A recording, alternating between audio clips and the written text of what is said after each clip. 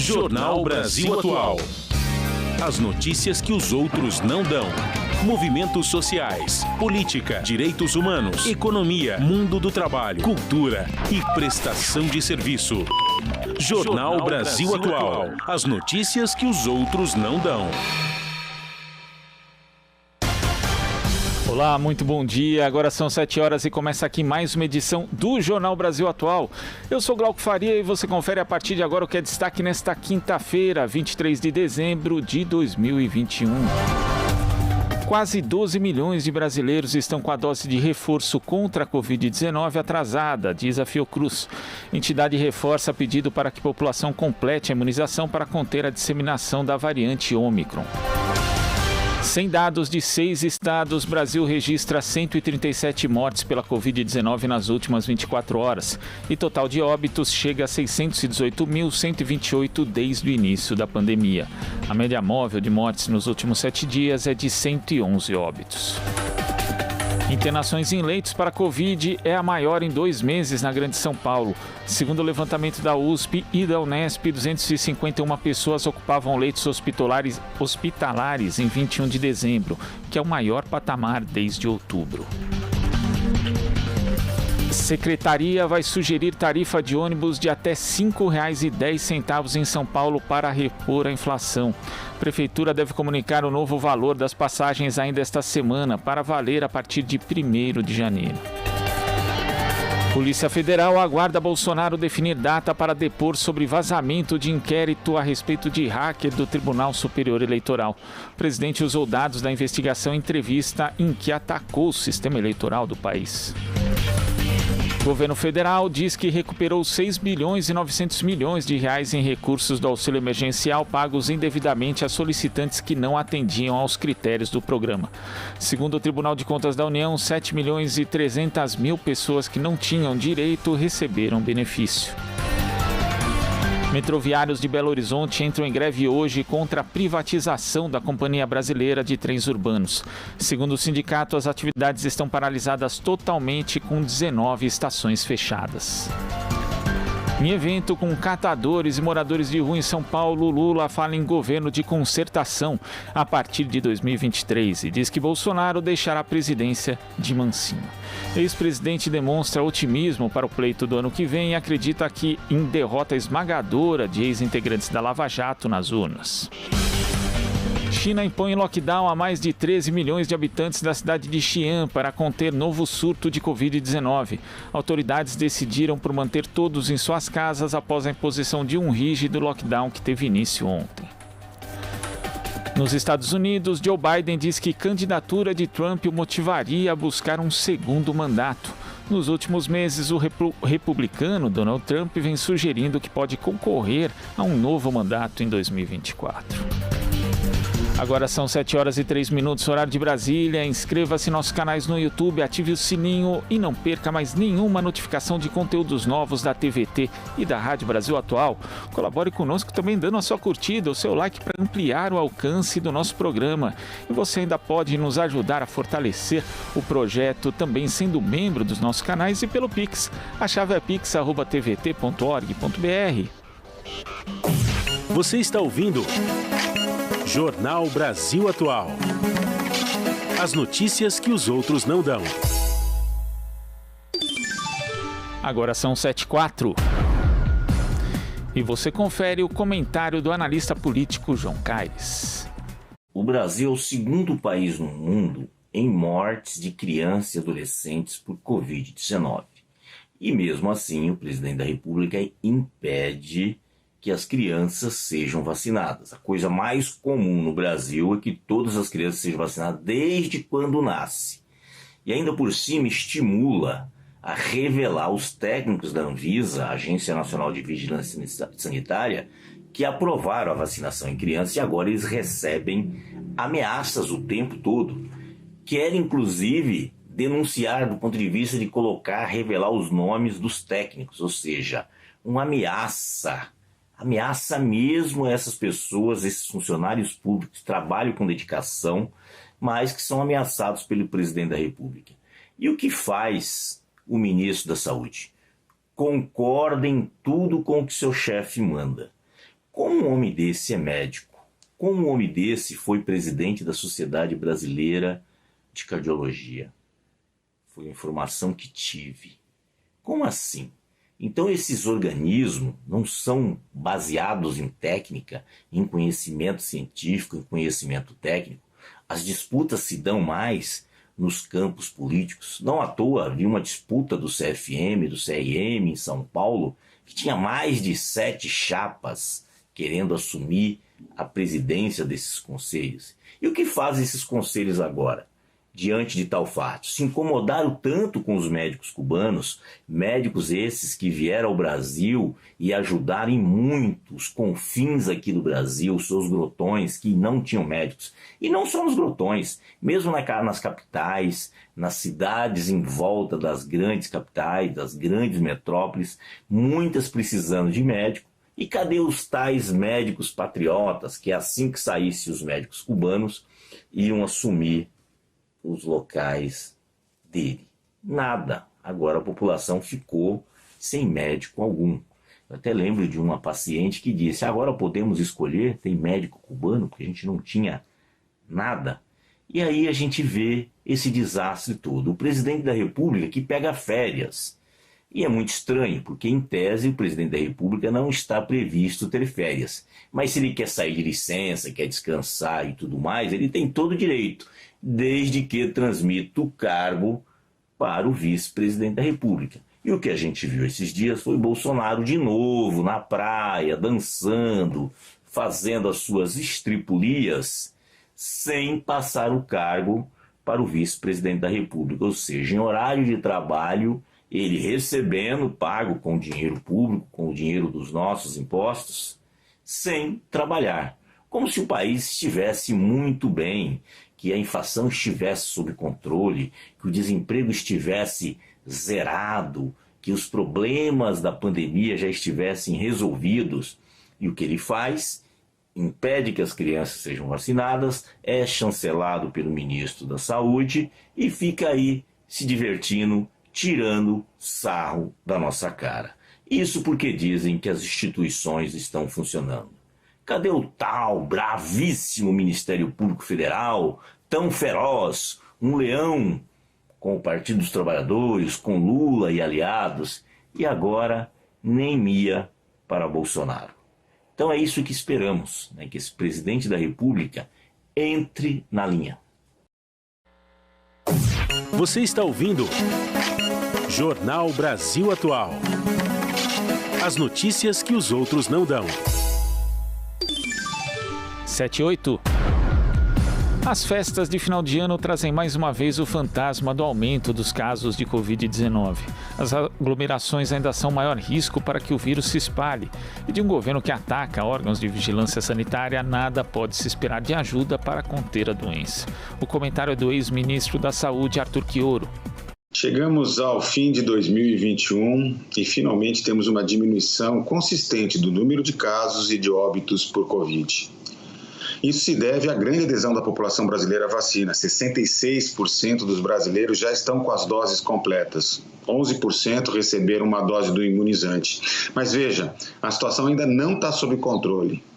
E as medidas sanitárias não podem ser abandonadas, relaxadas. 34% da população ainda está desprotegida. Chegam agora as festas de fim de ano, Natal, Ano Novo, e há o risco de uma rápida propagação do vírus. Basta ver as novas ondas de casos e de óbitos que nós estamos observando nos Estados Unidos e na Europa. Ainda mais com a expansão da variante Ômicron entre os não vacinados. O que tem levado muitos países, inclusive, a retomar medidas de restrição de circulação, voltar à obrigatoriedade do uso de máscara, adotar passaporte vacinal e até mesmo a vacinação obrigatória. Aqui no Brasil, para além da incapacidade do Ministério da Saúde fazer o que tem que fazer, junta-se a incapacidade de proteger e recuperar o sistema de informação que foi afetado pelos hackers, a gente segue com outro problema ainda maior, o pandemônio do presidente da República. Ele tentou impedir a adoção do passaporte vacinal e agora se coloca contra a vacinação de crianças de 5 a 11 anos. Vejam, a Anvisa, que é o nosso órgão responsável por regulamentar bens e serviços, como é o caso da vacina, aprovou e comprovou a eficácia e segurança dos testes da vacina da Pfizer, indicada para crianças de 5 a 11 anos. Aqui está sendo utilizado, diga-se de passagem, em vários países com muita segurança. A avaliação foi feita com todo rigor técnico, com a aprovação da Câmara Técnica do Ministério da Saúde e com apoio das sociedades brasileiras de infectologia, de pediatria e de imunização. Mas o Bolsonaro, em nova cruzada de estupidez, tratou de lançar dúvidas sobre a vacinação sobre as crianças, vomitar muitas fake news, mas dessa vez foi a lei. Numa cena explícita de abuso de autoridade, de assédio moral, ele deixou claro que solicitaria o nome de todos os profissionais, técnicos da Anvisa, dirigentes, que participaram do processo de autorização da vacina, o que fez com que esses mesmos profissionais passassem a receber ameaças de vida, em relação, inclusive às suas famílias, por parte dessas milícias digitais que giram em torno do bolsonarismo. É uma ingerência inadmissível, que tem que ser repudiada por toda a sociedade brasileira. É abuso de responsabilidade, sim. É uma atitude criminosa. Coloca em risco a integridade física de dirigentes e servidores públicos que estão cumprindo a sua missão, porque vigilância sanitária é uma política de Estado indissociável do SUS, prevista na Constituição, e em 22 anos de existência da Anvisa, nunca se observou uma ingerência dessa magnitude. Por isso que é fundamental que o nosso sistema de justiça se posicione, mas que a sociedade brasileira condene veementemente essa intromissão indevida, essa estúpida ameaça do Bolsonaro na Agência de Vigilância Sanitária, na Anvisa. Aqui você ouve as notícias que os outros não dão. Jornal Brasil Atual. 7h12. Custo de vida, emprego e desemprego, cesta básica, tarifas públicas, salário mínimo. Agora, na Brasil Atual, a análise do DIEESE. E nós vamos conversar com o diretor técnico do DIEESE, Fausto Augusto Júnior. Bom dia, Fausto. Parece que temos problemas aqui de conexão com Fausto Augusto Júnior. Vamos tentar aqui refazer essa conexão para ver se ele nos escuta. Um momento. Agora sim, vamos tentar falar novamente com o diretor técnico do DIEESE, Fausto Augusto Júnior. Bom dia, Fausto. Bom dia, Glauco. Bom dia a todos. Fausto, ontem você falou aqui no Jornal Brasil Atual a respeito das previsões, das projeções para a economia em 2022 e teremos também as eleições. Quais são as principais pautas que devem ser discutidas nas eleições, não só as presidenciais, mas também as parlamentares do ano que vem, do ponto de vista da economia e do mercado de trabalho? Fausto. Bem, Glauco, a gente tem aí o debate do ano que vem pautado de alguma forma pelas eleições. E as eleições vão ter como foco, muito provavelmente, na verdade já está se configurando isso, o debate da situação econômica do país, da situação social da população. É bom a gente lembrar um país que já tem, nós voltamos ao mapa da fome, com mais de 20 milhões de pessoas passando fome, uma insegurança alimentar para metade da população. Não há a menor dúvida que essa discussão da pobreza é uma discussão bastante importante que vai aparecer na eleição no que vem. Entre as prioridades, nós temos que debater para onde vamos, como é que vamos crescer, afinal de contas, qual o projeto de país que a gente espera a partir de 2023. Vamos pegar ali o orçamento aprovado essa semana aí no Congresso Nacional, apresentado pelo governo Bolsonaro. É o menor orçamento de investimento da nossa história, ou seja, o Estado se retirou da sua capacidade, aí se retirou do seu papel de investimento e de impulsionamento da economia, do mesmo jeito que ele já vinha se retirando aí das áreas sociais. Quando a gente vai olhando para tudo isso, a grande discussão que a gente deve ter ano que vem é, afinal de contas, para onde que o Brasil quer caminhar. Do outro lado, a gente vai ter que assistir ainda o dilema da pandemia, o dilema de como é que a gente enfrenta essas ondas e esses novos ciclos aí de variantes, mas também os impactos dessa pandemia. Nós temos um conjunto bastante importante de famílias que perderam entes e de sequelados desse processo todo, e que de alguma forma vão precisar de algum apoio, vão estar colocados aí como pelo menos com alguma pauta em referência ao pensar o futuro do nosso país. De alguma forma, as eleições vão trazer muito do que a gente já se discutiu ao longo desse ano. Como vamos enfrentar essa inflação que se coloca, como que nós vamos enfrentar minimamente uma elevação de preços que não tem no aquecimento econômico, que não tem na demanda a sua principal causa, mas tem os preços controlados, como é o caso da Petrobras, como é o caso da energia elétrica. E de alguma forma nós vamos ter que assistir, mais uma vez, muito provavelmente puxado pelo governo Bolsonaro, essa onda de reformas chamadas liberalizantes ou essas reformas de entrega do nosso Estado. Afinal de contas, o que nós vamos conseguir barrar em 2022? O que vai entrar na pauta da discussão das eleições, ou seja, privatização de Correios, privatização da Eletrobras, privatização da própria Petrobras? Como é que isso aparece nesse ano, que é um ano eleitoral? E não vamos ter ilusões. O governo Bolsonaro vai utilizar todas as suas ferramentas ali do Estado para que de alguma forma tente a sua reeleição.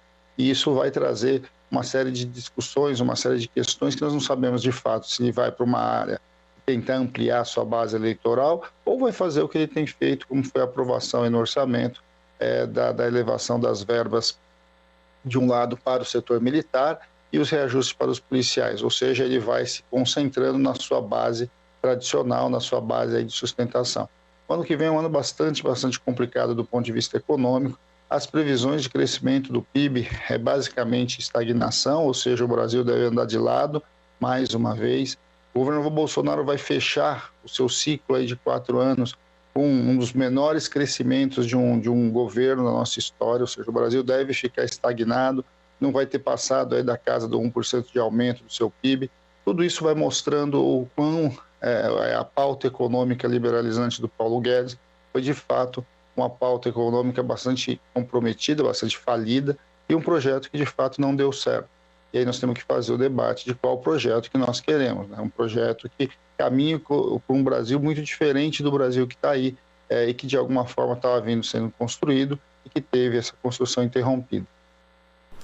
Agora, Fausto, ontem o Diese lançou inclusive um boletim, né? Inflação, conflito distributivo e escolhas do governo, e uma das grandes questões para o ano que vem é justamente a inflação.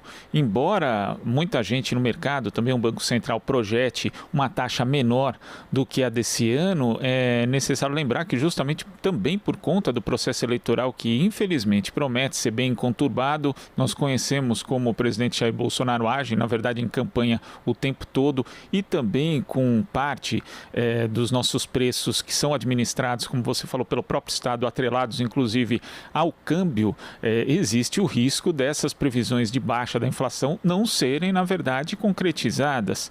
E junto com a política contracionista do Banco Central, também é um cenário que passa a preocupar?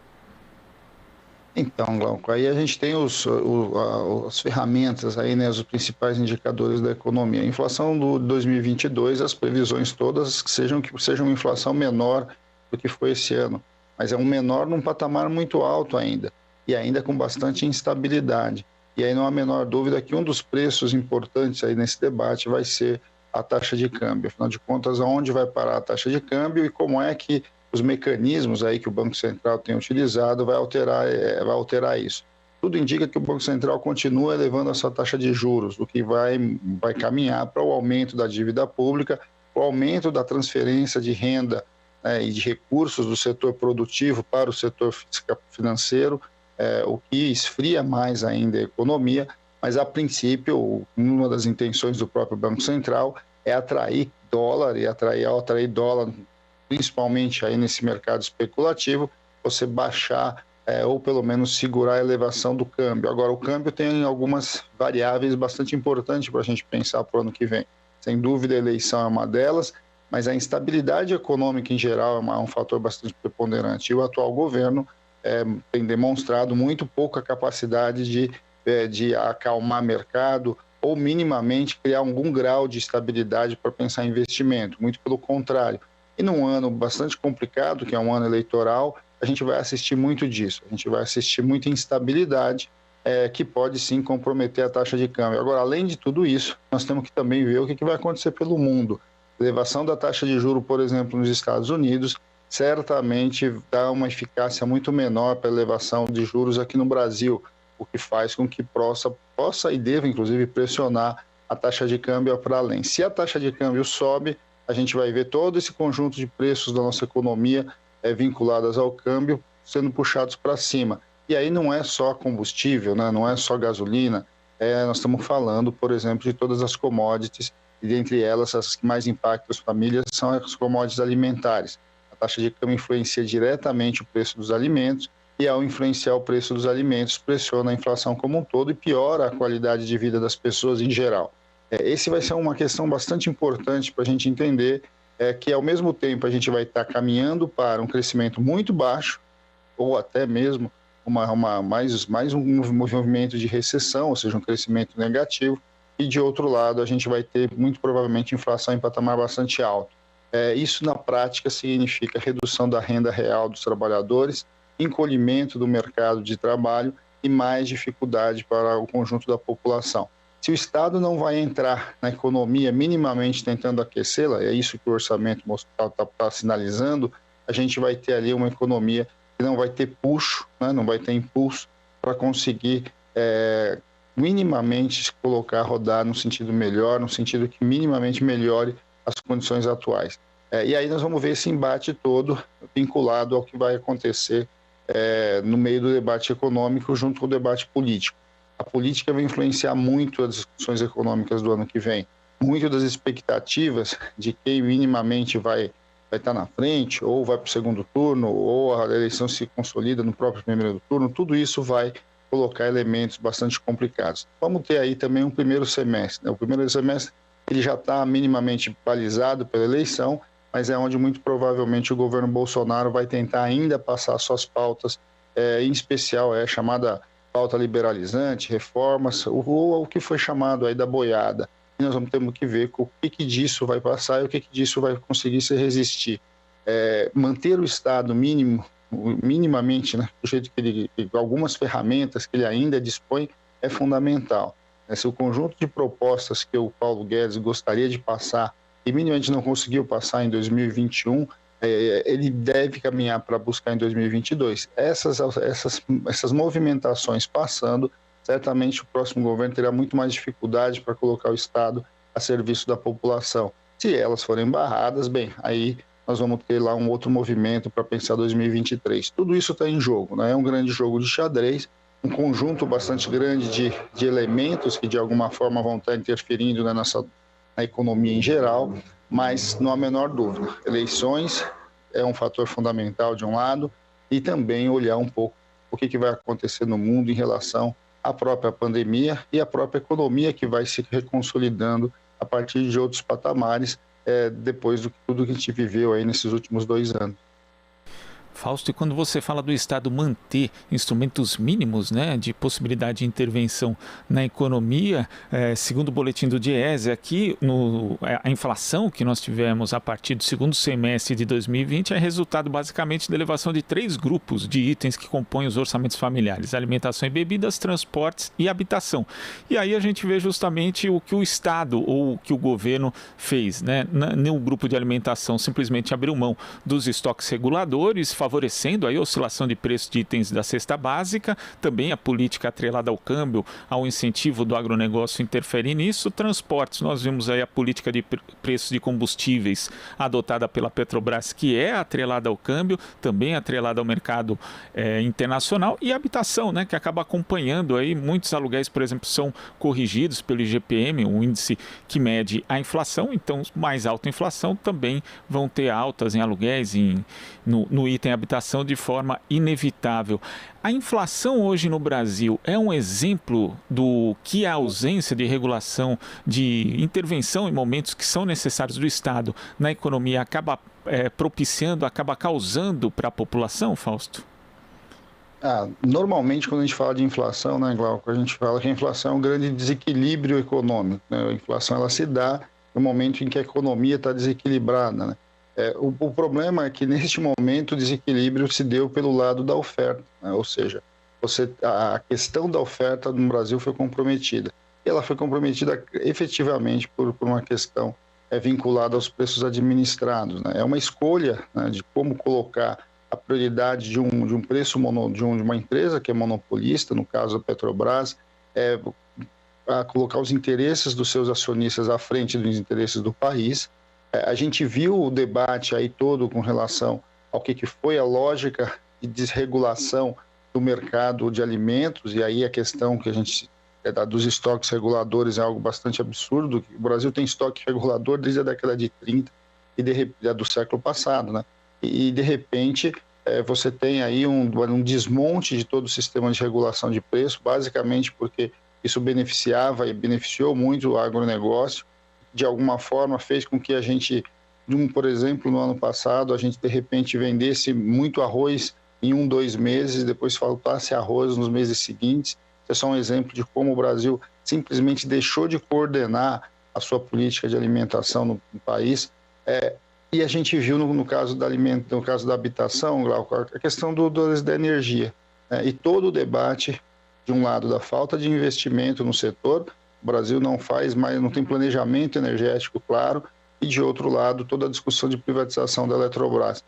Tudo isso foi mostrando, né, como que de fato o Estado tem um papel bastante significativo quando a gente está olhando sim para a inflação.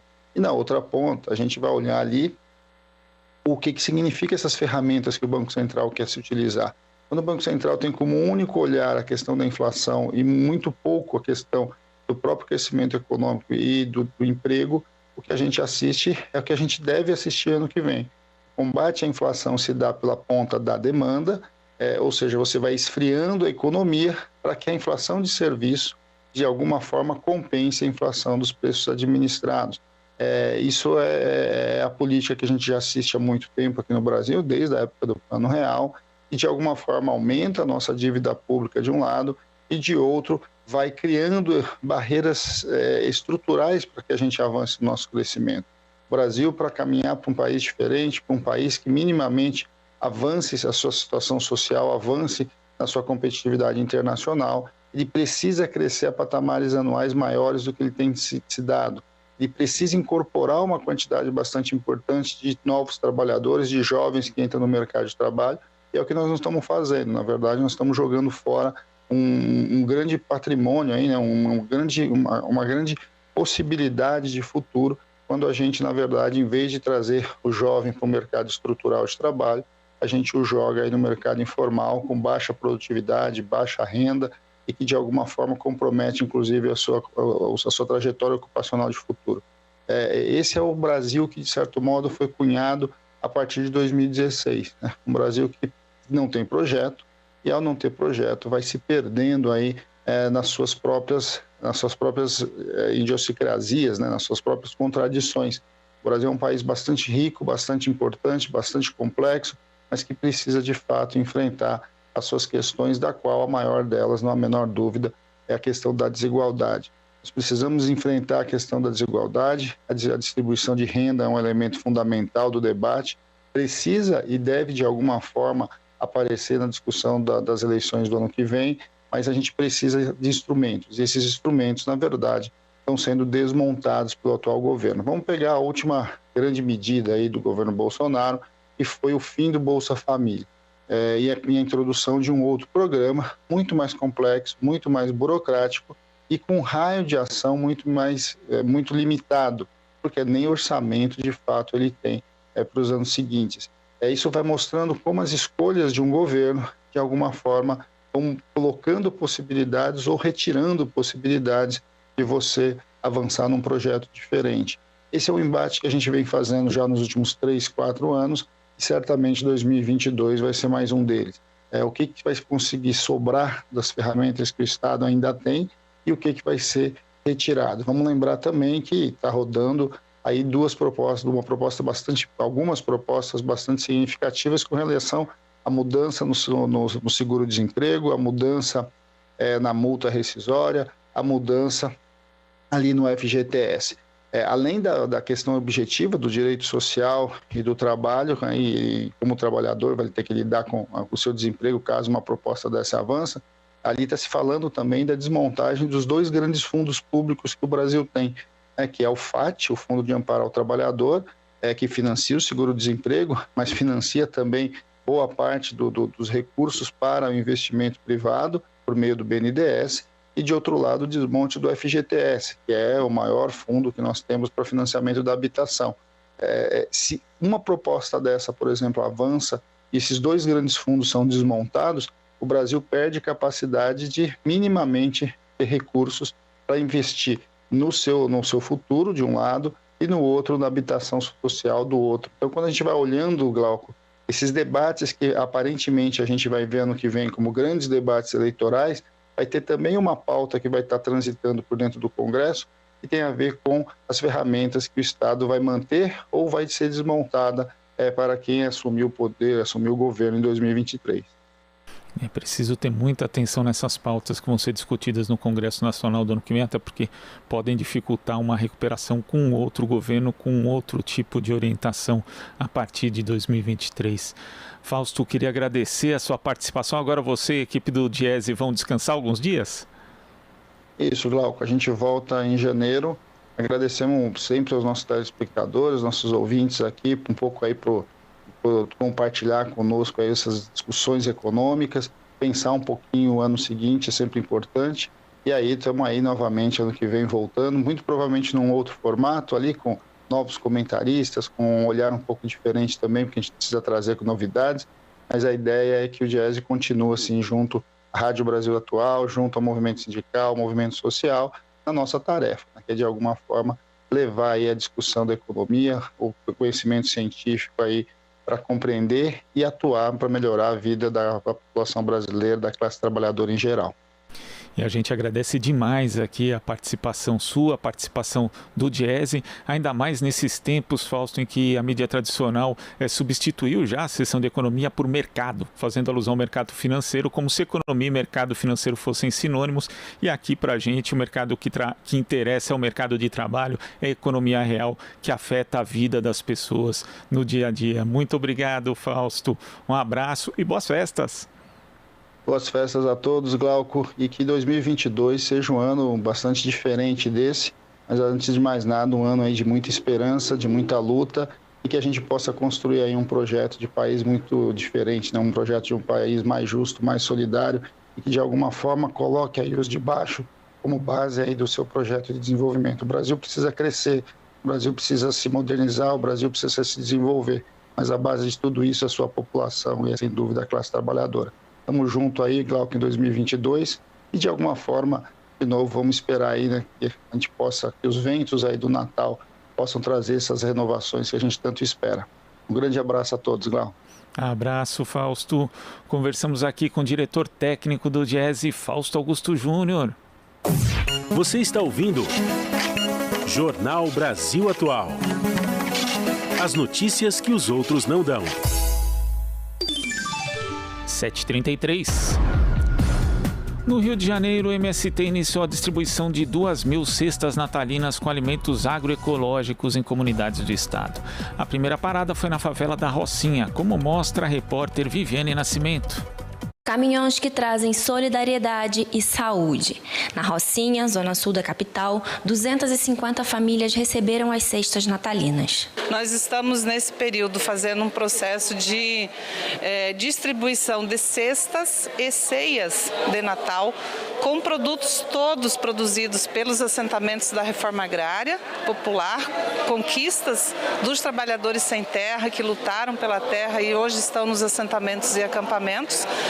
E vamos doar em torno de 2.000 cestas e ceias aqui no Rio de Janeiro. Ao longo de toda a pandemia, o Movimento dos Trabalhadores Rurais Sem Terra realizou ações de distribuição de alimentos em todo o Brasil, inclusive nas favelas cariocas. Na Rocinha, essa ajuda foi fundamental. As pessoas estão famintas, são pessoas que não têm emprego, estão desempregadas, não têm renda nenhuma. Quando a renda aparece, é pequena, quando essa oportunidade de trabalhar aparece. Enfim, há um desespero na comunidade. e o MST supre essa necessidade de esperança, né? Então, recebe uma cesta hoje, já fica com esperança de receber uma próxima. O Natal, para mim, esse ano foi quebrado. Desempregada, sem nada, então agradeço quando aparece uma cestinha, quebra um galhão.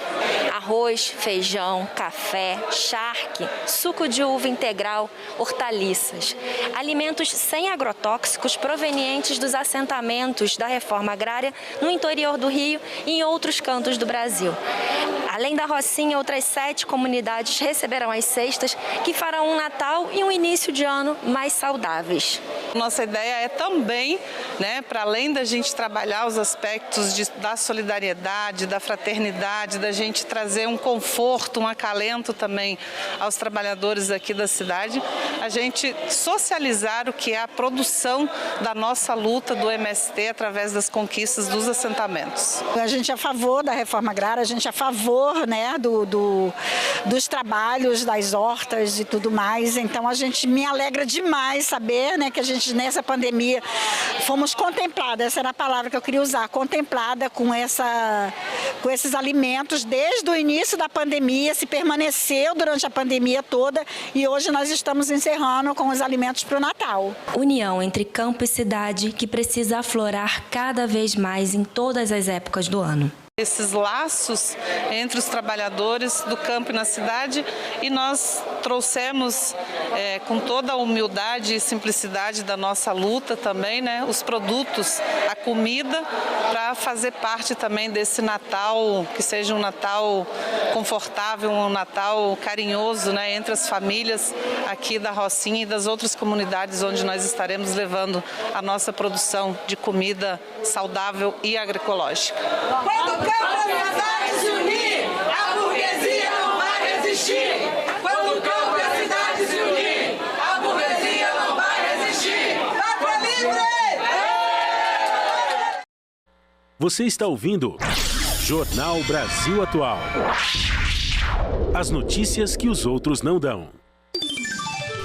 Agora são 7h37, a gente chama a Marilu Cabanhas. Bom dia, Marilu. Oi, bom dia, Glauco. Bom dia a todos e todas que estão acompanhando aqui o Jornal Brasil Atual. E a gente vai falar agora sobre o balanço das ações do MST deste ano de 2021 e perspectivas das lutas por reforma agrária popular para o próximo ano. A nossa convidada é a Kelly Maforte, ela que integra a coordenação nacional do Movimento dos Trabalhadores Rurais Sem Terra, o MST. Oi, Kelly, bom dia, seja bem-vinda. Bom dia, Marilu. Prazer estar aqui com você novamente. O prazer é o nosso, Kelly. Bom, a gente acabou de ver uma reportagem sobre o Natal Sem Fome, no Rio de Janeiro, o MST distribuindo aí 2.000 cestas natalinas, com alimentos agroecológicos em comunidades aí do estado. A reportagem da Viviane Nascimento. Eu vou começar por aqui o nosso papo. Natal Sem Fome já começou, vai continuar. Eu queria que você falasse dessa ação do MST tão importante nesse momento onde muitas pessoas estão passando fome no Brasil, Kelly.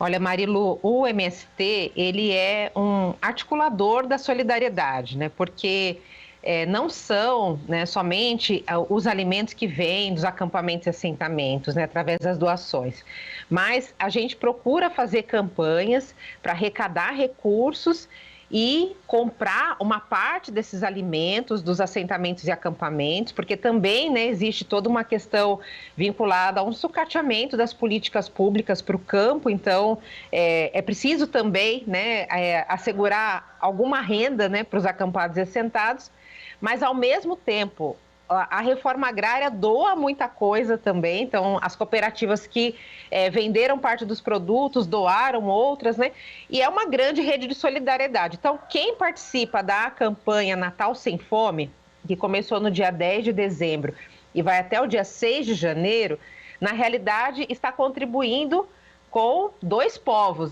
tanto o povo do campo, da reforma agrária, e também com o povo da cidade que precisa ter acesso a esse alimento saudável.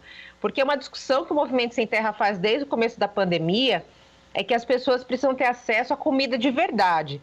A gente sabe que cada vez mais com até a alta do preço dos alimentos, né, muitas restrições, as pessoas estão comendo mais produtos ultraprocessados.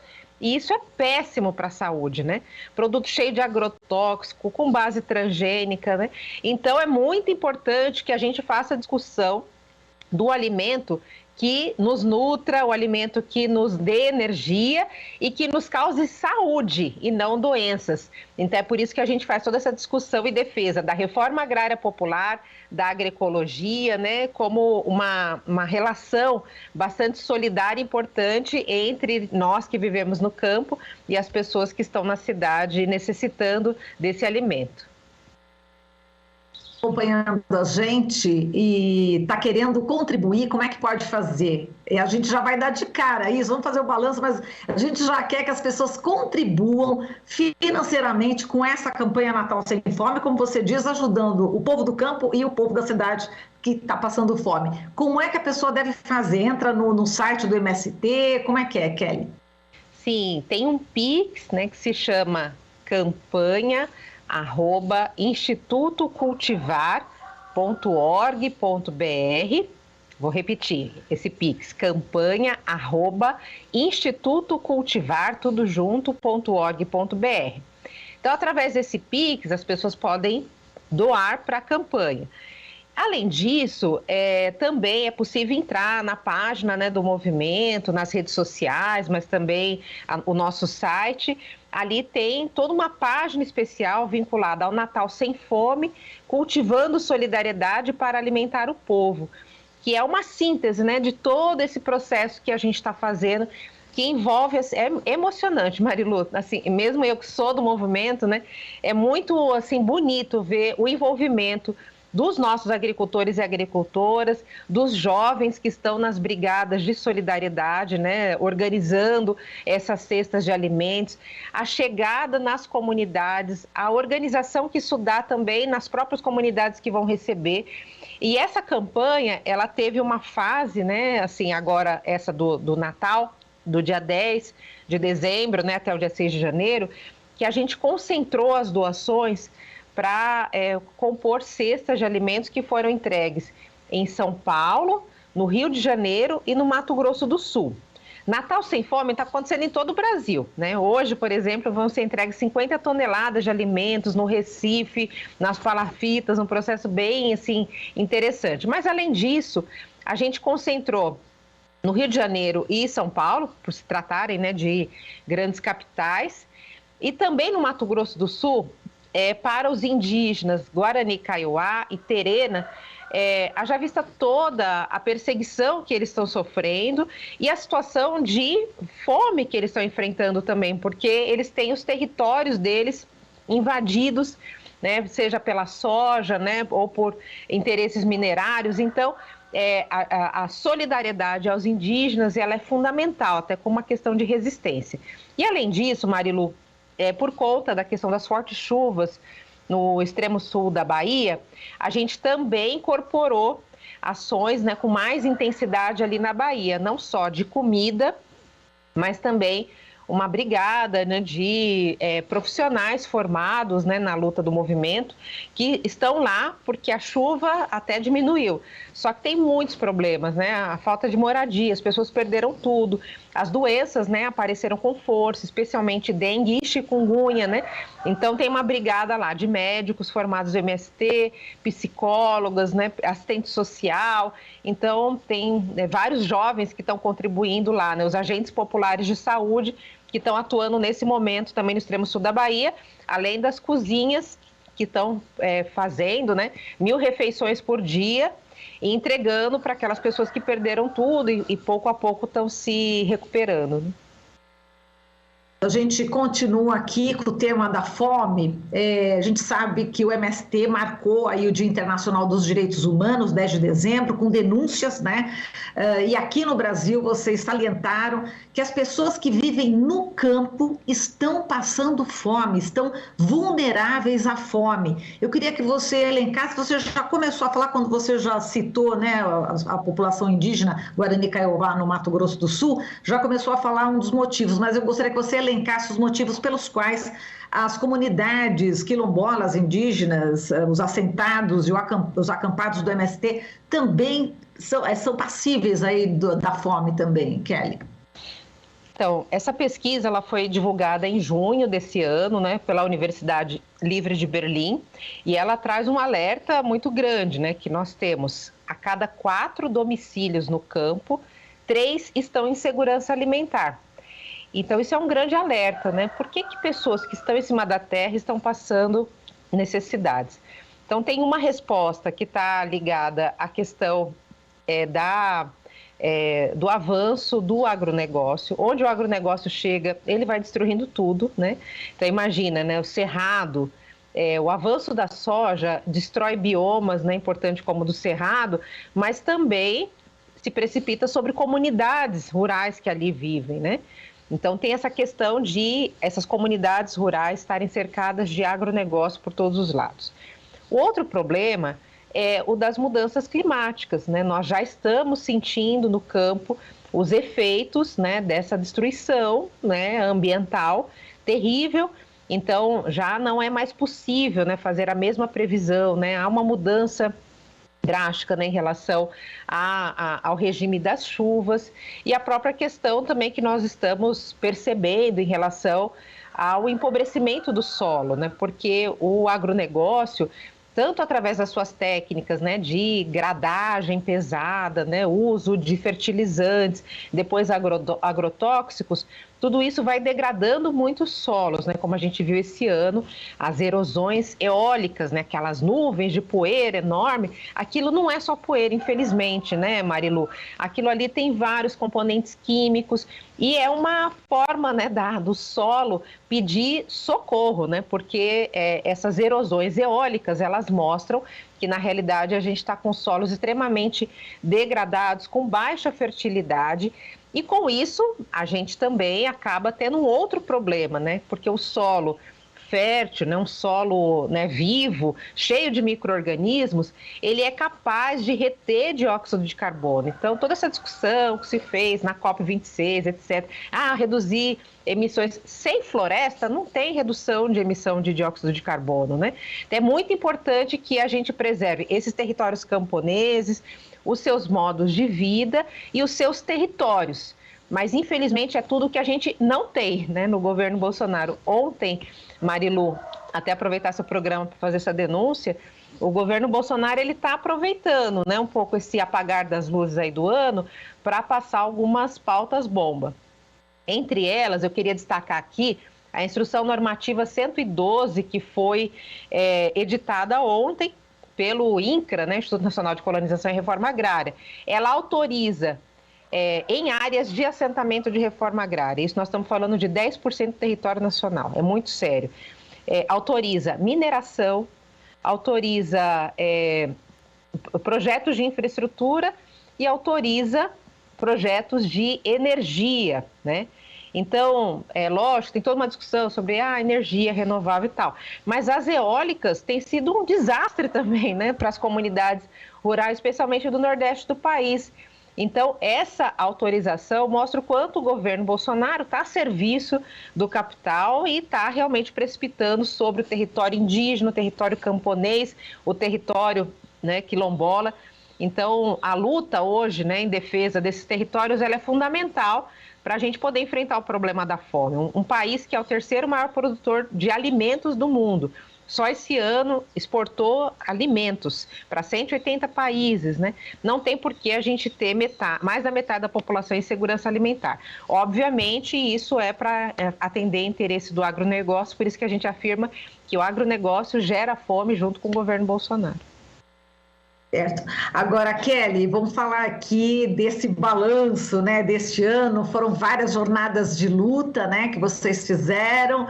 Teve aí, você comentou já algumas dessas ações emblemáticas também, né, uma iniciativa do MST. Qual o balanço que você faria e também a perspectiva já para 2022 com o panorama aí do cenário eleitoral?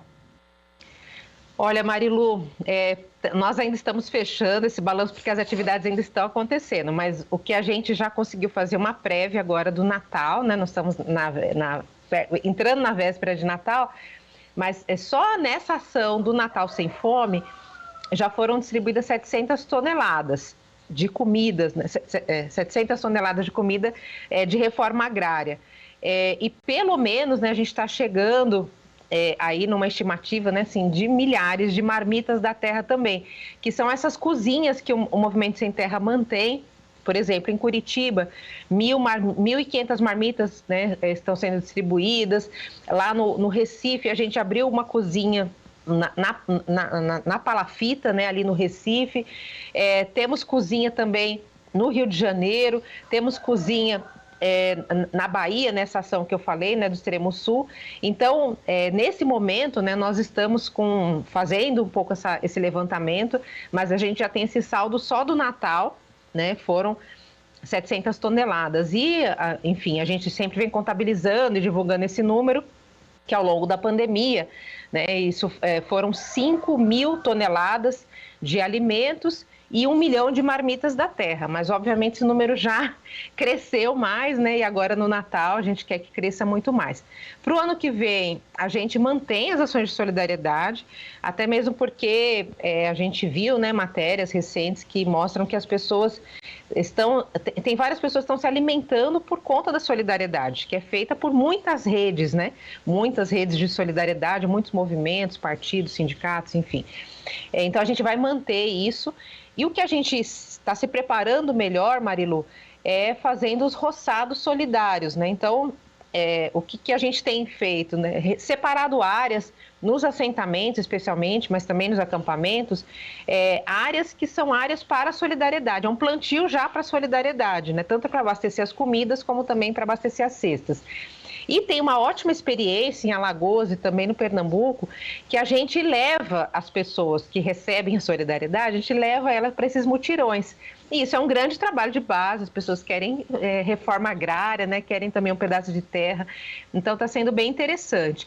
E a gente está se preparando, né, junto com a solidariedade, está fazendo também cadastro de famílias sem terra, que querem, né, ocupar a terra. A gente espera que a gente possa ter algum respiro, né, em relação à luta, né? A pandemia não acabou, a gente está tendo todos os cuidados, mas a gente quer fazer em abril um grande processo de jornada de lutas, né, que começa sempre no março com a luta das mulheres e segue no abril, que é o nosso abril vermelho, né, onde que a gente marca o massacre de Eldorado dos Carajás. Então vamos fazer muita luta.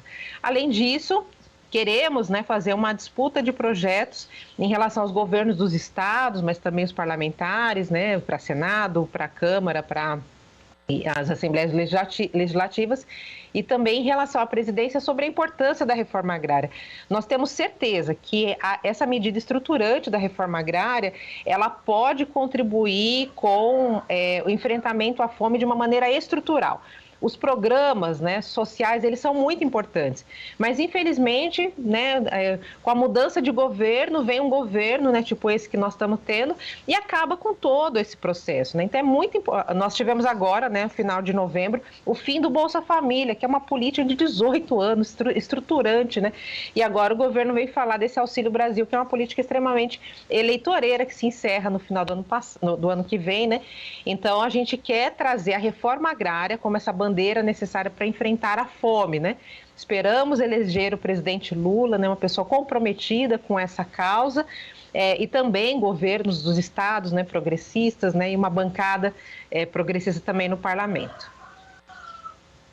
Kelly, só para a gente fechar aqui, a gente lembra, né, dos 33 anos sem Chico Mendes, né? Ontem completou aí 33 anos do assassinato desse seringueiro, sindicalista, né? Um marco na defesa da Amazônia, e vocês continuam se inspirando muito em Chico Mendes. A gente conhece aí o projeto Plantar Árvores, Produzir Alimentos, né?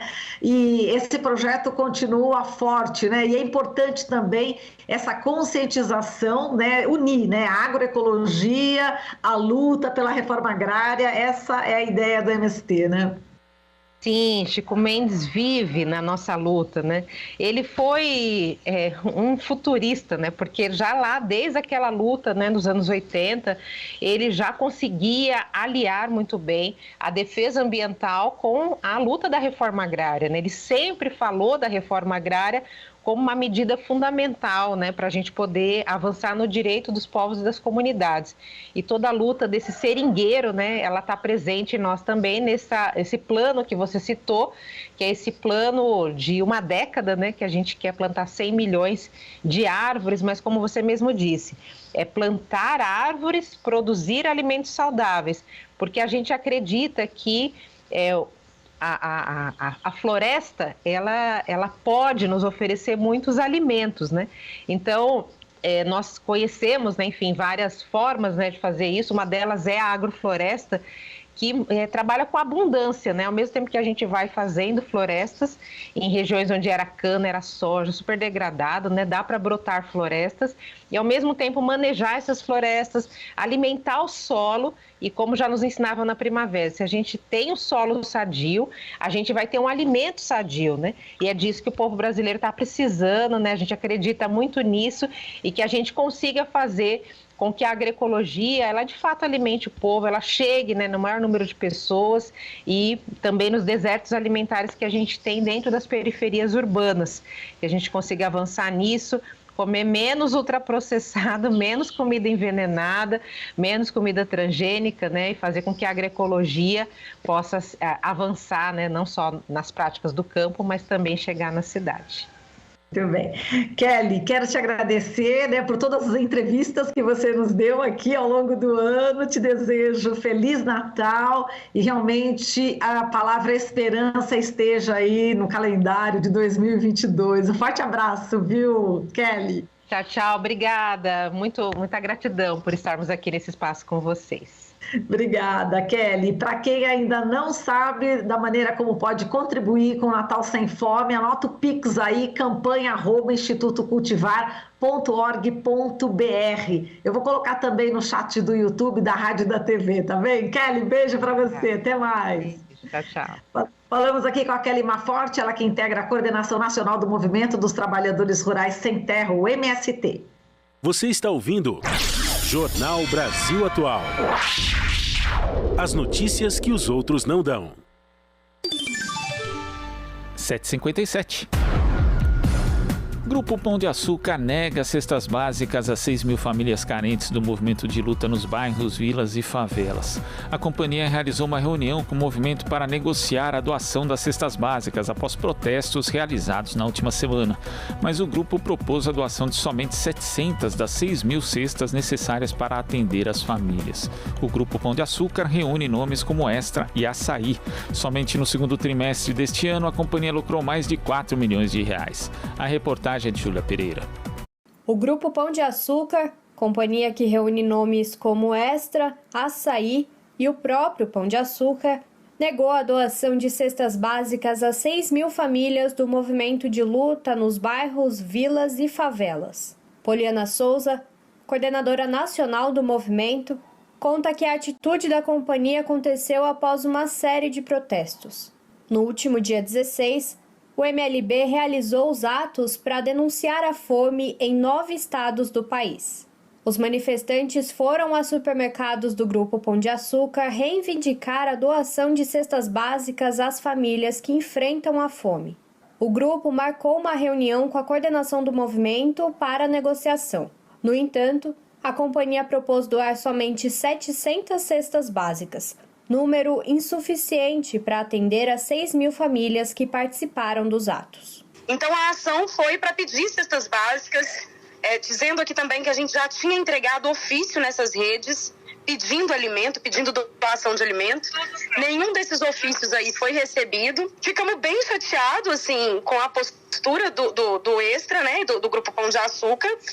Descaracterizou totalmente o que a gente queria ali quando eles ofertaram uma quantidade de 700 cestas para o Brasil inteiro. Então, em um número de 6 mil famílias, eles ofertarem uma quantia de 700 cestas, como se a gente literalmente não estivesse entendendo o que a gente estava fazendo ali, né? E é bom dizer aqui que a gente não invadiu, não. Ninguém saqueou nada, ninguém quebrou nada.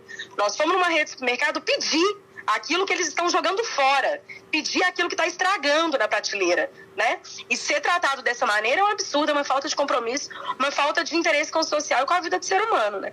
Lembrando aí que acho que é importante a gente pensar na quantidade, na tonelada de alimento que esses hipermercados aí desperdiçam todos os dias. Além de propor a doação de um número insuficiente de cestas básicas, o MLB afirma ainda que o Grupo Pão de Açúcar iria tirar cestas de outras famílias para completar as 700 que seriam doadas ao movimento.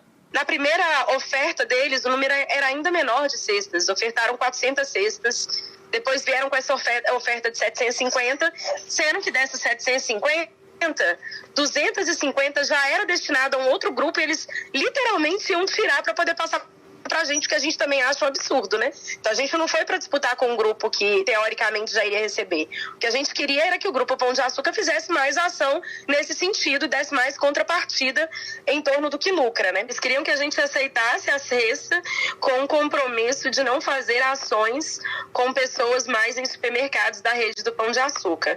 Primeiro que nós não podemos aceitar um compromisso desse diante de um país onde as pessoas passam fome.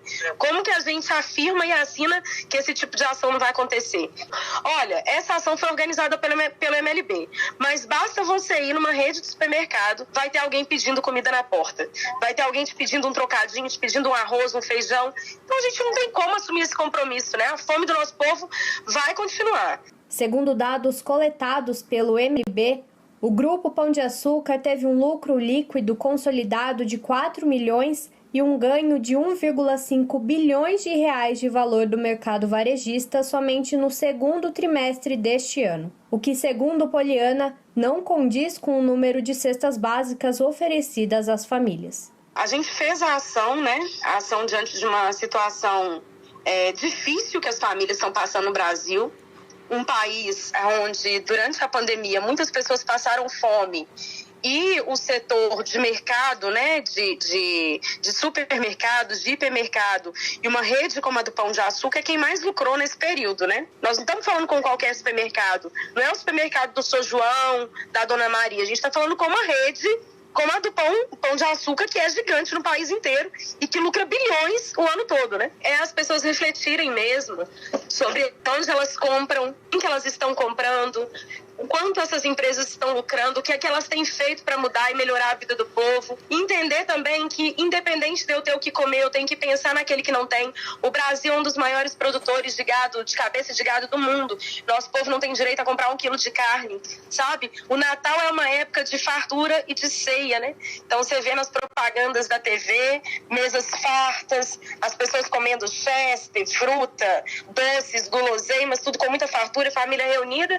Mas nós estamos num país onde as pessoas não têm teto para passar a noite de Natal, onde elas não têm comida para ceiar e muito menos uma mesa farta como aquela. A campanha nacional Natal Sem Fome do movimento de luta nos bairros, vilas e favelas continua recebendo doações, para que todas as 6 mil famílias sejam atendidas. As informações sobre como ajudar estão disponíveis nas redes sociais do MLB. Nós tentamos contato com o Grupo Pão de Açúcar, mas não tivemos retorno até o fechamento desta reportagem. Júlia Pereira, Rádio Brasil Atual e TVT. Você está ouvindo Jornal Brasil Atual. As notícias que os outros não dão. Agora são 8h03.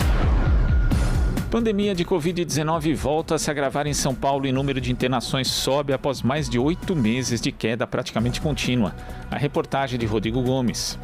Dados do Sistema de Monitoramento Inteligente do Governo de São Paulo mostram um significativo aumento do número de internações por Covid-19, principalmente na capital paulista, Grande São Paulo e Baixada Santista. Em todo o estado, a média de novas internações de pacientes com Covid-19 por dia passou de 273 no dia 8 de dezembro para 389 nesta quarta-feira. Embora a média de pacientes em UTI tenha permanecido estável, em torno de 945, o número de pacientes em enfermaria subiu de 1.183 para 1.495, um aumento superior a 26%. Na capital paulista, a média de pacientes internados com Covid-19 por dia passou de 150 para 264 nas últimas 2 semanas. O número de pacientes internados em unidades de terapia intensiva cresceu de 383 em 8 de dezembro para 428 nesta quarta-feira. Já nas enfermarias, o aumento é ainda maior, de 545 no dia 8 para 755 ontem, um crescimento de 38,5%.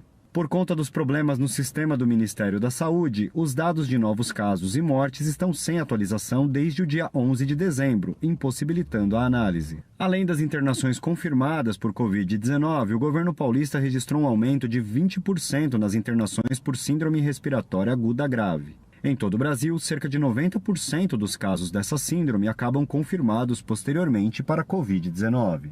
Os dados de internações preocupam também por conta da chegada da variante Ômicron, que, embora tenha poucos casos confirmados, já está em transmissão comunitária na Grande São Paulo.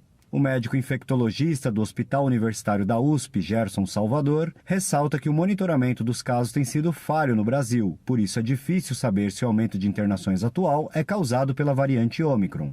Salvador destaca que muitos hospitais já estão lotados por conta do surto de gripe causada pelo vírus influenza e que o abandono das medidas de proteção está relacionado a esse aumento de ambas as doenças. As emergências respiratórias estão cheias e hoje com a grande maioria de casos de influenza. Está passando por um momento de epidemia de influenza em São Paulo e em outras cidades do Brasil. A gente no Brasil tem uma vigilância genômica que faz amostragens, né? São poucos locais que acabam testando, enfim. Eu não posso afirmar agora, com os dados que estão disponíveis, que esse aumento dos casos de Covid se deve à variante. Mas certamente tem uma redução na adesão às medidas não farmacológicas, né? Então o Brasil ele avança felizmente na imunização, mas em relação às medidas não farmacológicas, como distanciamento, uso de máscaras, ambientes ventilados, evitar aglomerações, a gente está falhando muito.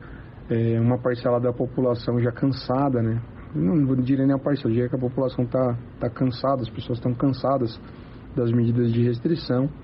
E em algumas pessoas, né, em alguns segmentos, já acredito que a pandemia está resolvida e não está.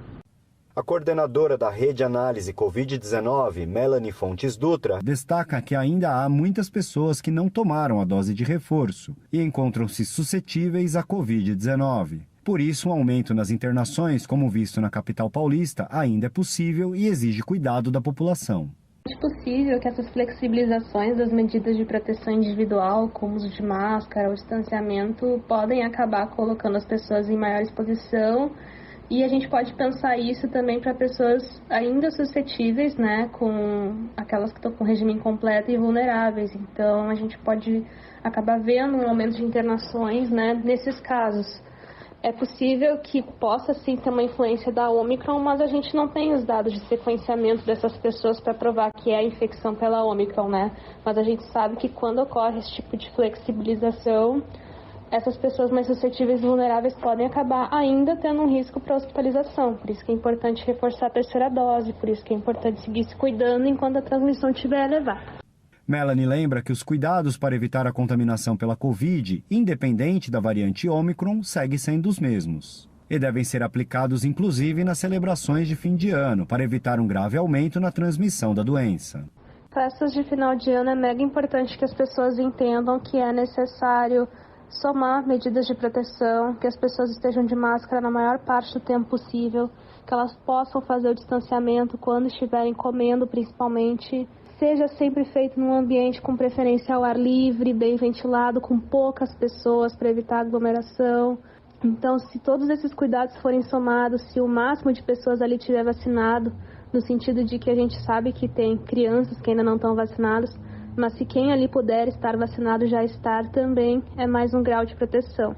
A ideia é conhecer os riscos e somar proteções, né? Não achar que só com uma todos os riscos estão eliminados.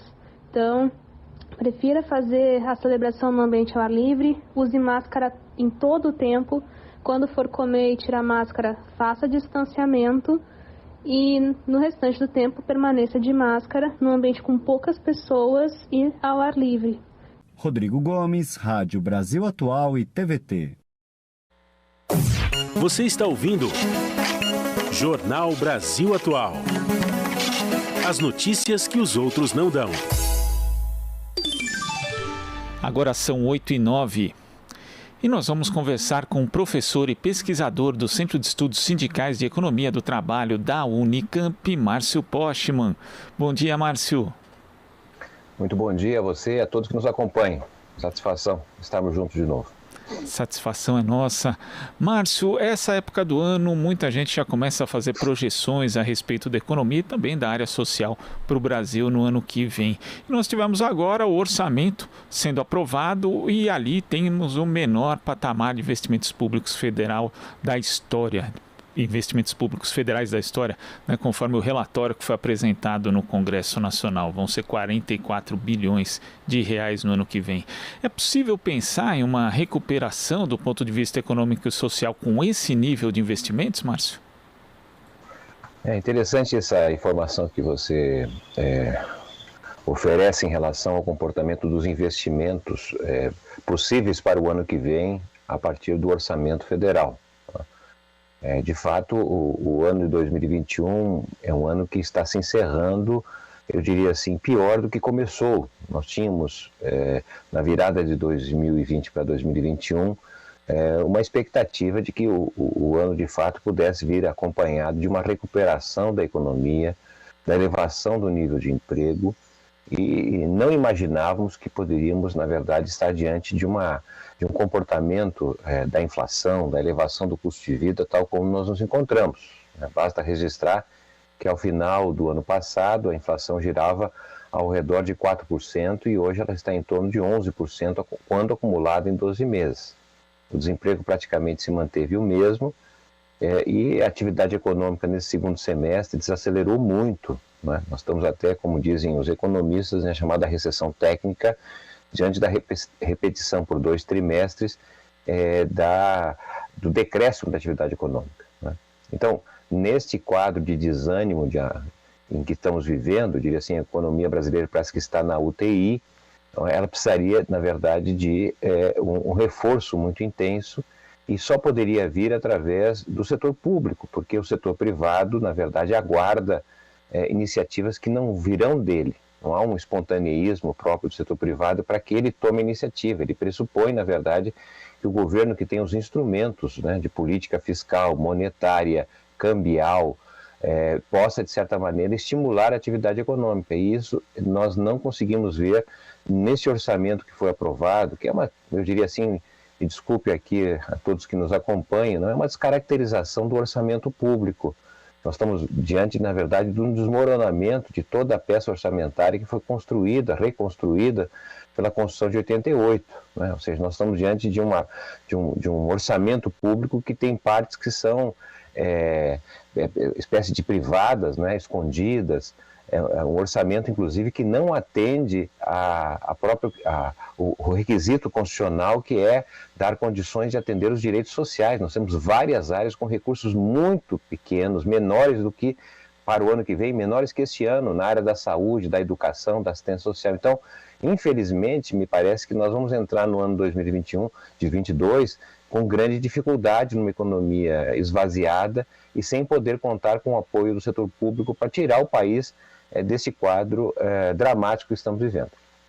E o Brasil tem, inclusive, uma experiência bem-sucedida no aspecto de adotar instrumentos de Estado para enfrentamento de crises, como ocorreu em 2008 e 2009, quando tínhamos uma crise internacional provocada pelos subprimes nos Estados Unidos, que contaminou o mundo todo, mas aqui no Brasil o governo utilizou os bancos públicos como forma de induzir a economia, também usou as estatais como forma de desenvolver, um pouco a economia num cenário de crise, mas agora o governo não dá nenhuma indicação de que vá fazer isso, pelo contrário, inclusive o que se planeja são venda de ativos, são privatizações para o ano de 2022. Isso também vai na contramão do que o mundo vem fazendo, Márcio, já que vários países vêm adotando instrumentos de Estado para aplacar a crise? Veja que é, de certa maneira, uma trajetória de um governo de pequenos negócios. Né? Não temos nenhum grande projeto nacional. Se fica justamente quando levanta a comparação com outros países. Né? Nos Estados Unidos, o governo Biden aprovou no Congresso Nacional um conjunto de grandes atividades, né? De obras públicas, de recuperação da infraestrutura daquele país, de apoio à chamada economia de cuidados, né, olhando as famílias norte-americanas. Se tomarmos como exemplo a União Europeia, são iniciativas ainda muito mais instigantes do ponto de vista do reforço do setor produtivo, industrial. Então, na verdade, se difundem uma série de iniciativas nacionais que têm no Estado o principal trunfo para enfrentar um quadro que deriva, de alguma forma, da pandemia, não é? Mas que sem iniciativa nacional, sem iniciativa estatal, muito difícil, na verdade, se recuperar. Até mesmo um segmento vibrante do Brasil, que é, digamos, a produção e exportação vinculada ao chamado agronegócio, esse também está com dificuldades, né? Com ações, inclusive, que vêm da União Europeia, contrária à importação dos nossos produtos, porque nós estamos com uma marca de um país que não respeita o meio ambiente, que explora a própria devastação ambiental. Então nós estamos, na verdade, queimando pontes, inclusive, de setores que eram setores que se comportavam e impediam que o país ainda pudesse oferecer situações muito mais desfavoráveis, né? Então esse é um quadro que me parece que não muda nesse próximo ano. Não há iniciativa, o governo não apresentou nenhuma proposta grandiosa para o país, né? Na verdade está se desfazendo do que nós temos, é uma espécie de vender o almoço para ver se salva o jantar, não é? Então dessas iniciativas não se esperaria algo que pudesse ser mais favorável para o país nesse próximo ano. Agora, além da orientação da política econômica do atual governo, temos outra limitação em relação aos investimentos públicos, que é a chamada lei do teto, né? E muitas vezes economistas de corte liberal, que são os mais ouvidos pela mídia tradicional, que faz coro a eles, dizem que ou seguimos o teto ou então vamos cair no descontrole fiscal das contas públicas, como se não houvesse nada ali no meio do caminho. Um próximo governo vai ter que mexer na chamada lei do teto para tentar recuperar economicamente e socialmente o Brasil, Márcio? Sem desmerecer a importância que esse tema fiscal possui, a lei de tetos, né, que é uma excrescência quando se compara com outros países que praticamente não percorreram essa necessidade de você estabelecer em lei o quanto se pode gastar, né, congelar o gasto ao longo de tanto tempo como 20 anos. Agora, me parece que essa é uma questão, eu diria assim, quase como um detalhe numa estratégia mais ampla. Quer dizer, não podemos pensar apenas e tão somente na questão do teto, questão fiscal. O país precisa ter, de certa maneira, um horizonte para onde caminhar, né? Ou seja, você suavizar o gasto social, o gasto público no Brasil, sem, na verdade, criar condições para que a economia possa se expandir, gerar emprego, gerar condições de negócios melhores, elevar a rentabilidade do setor produtivo, não é? Na verdade, nós podemos ficarmos muito restritos numa preocupação muito localizada. E, de certa maneira, você lembrou bem, os economistas que são ouvidos, mas, de maneira geral, digamos, a minha categoria, os economistas estão muito conservadores, né? Uma espécie quase de deserto de ideias, porque não se está pensando as oportunidades do Brasil.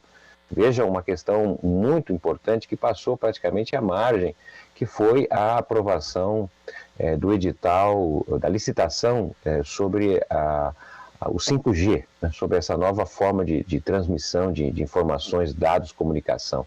Quer dizer, o Brasil se comportou através do seu governo e não houve grande repercussão, digamos assim, naqueles que têm espaço midiático, de tratar, não é, como se o Brasil fosse num supermercado comprar uma tecnologia. Ora, o 5G, até onde tem se acompanhado e o que tem representado em países como a China, ele é uma transformação radical que toca na questão da produção do conhecimento, na formação de profissionais, nos investimentos em infraestrutura. Ele possibilita uma série nova, inclusive, de comercialização e de integração do pequeno com os mercados. quase uma revolução, digamos assim.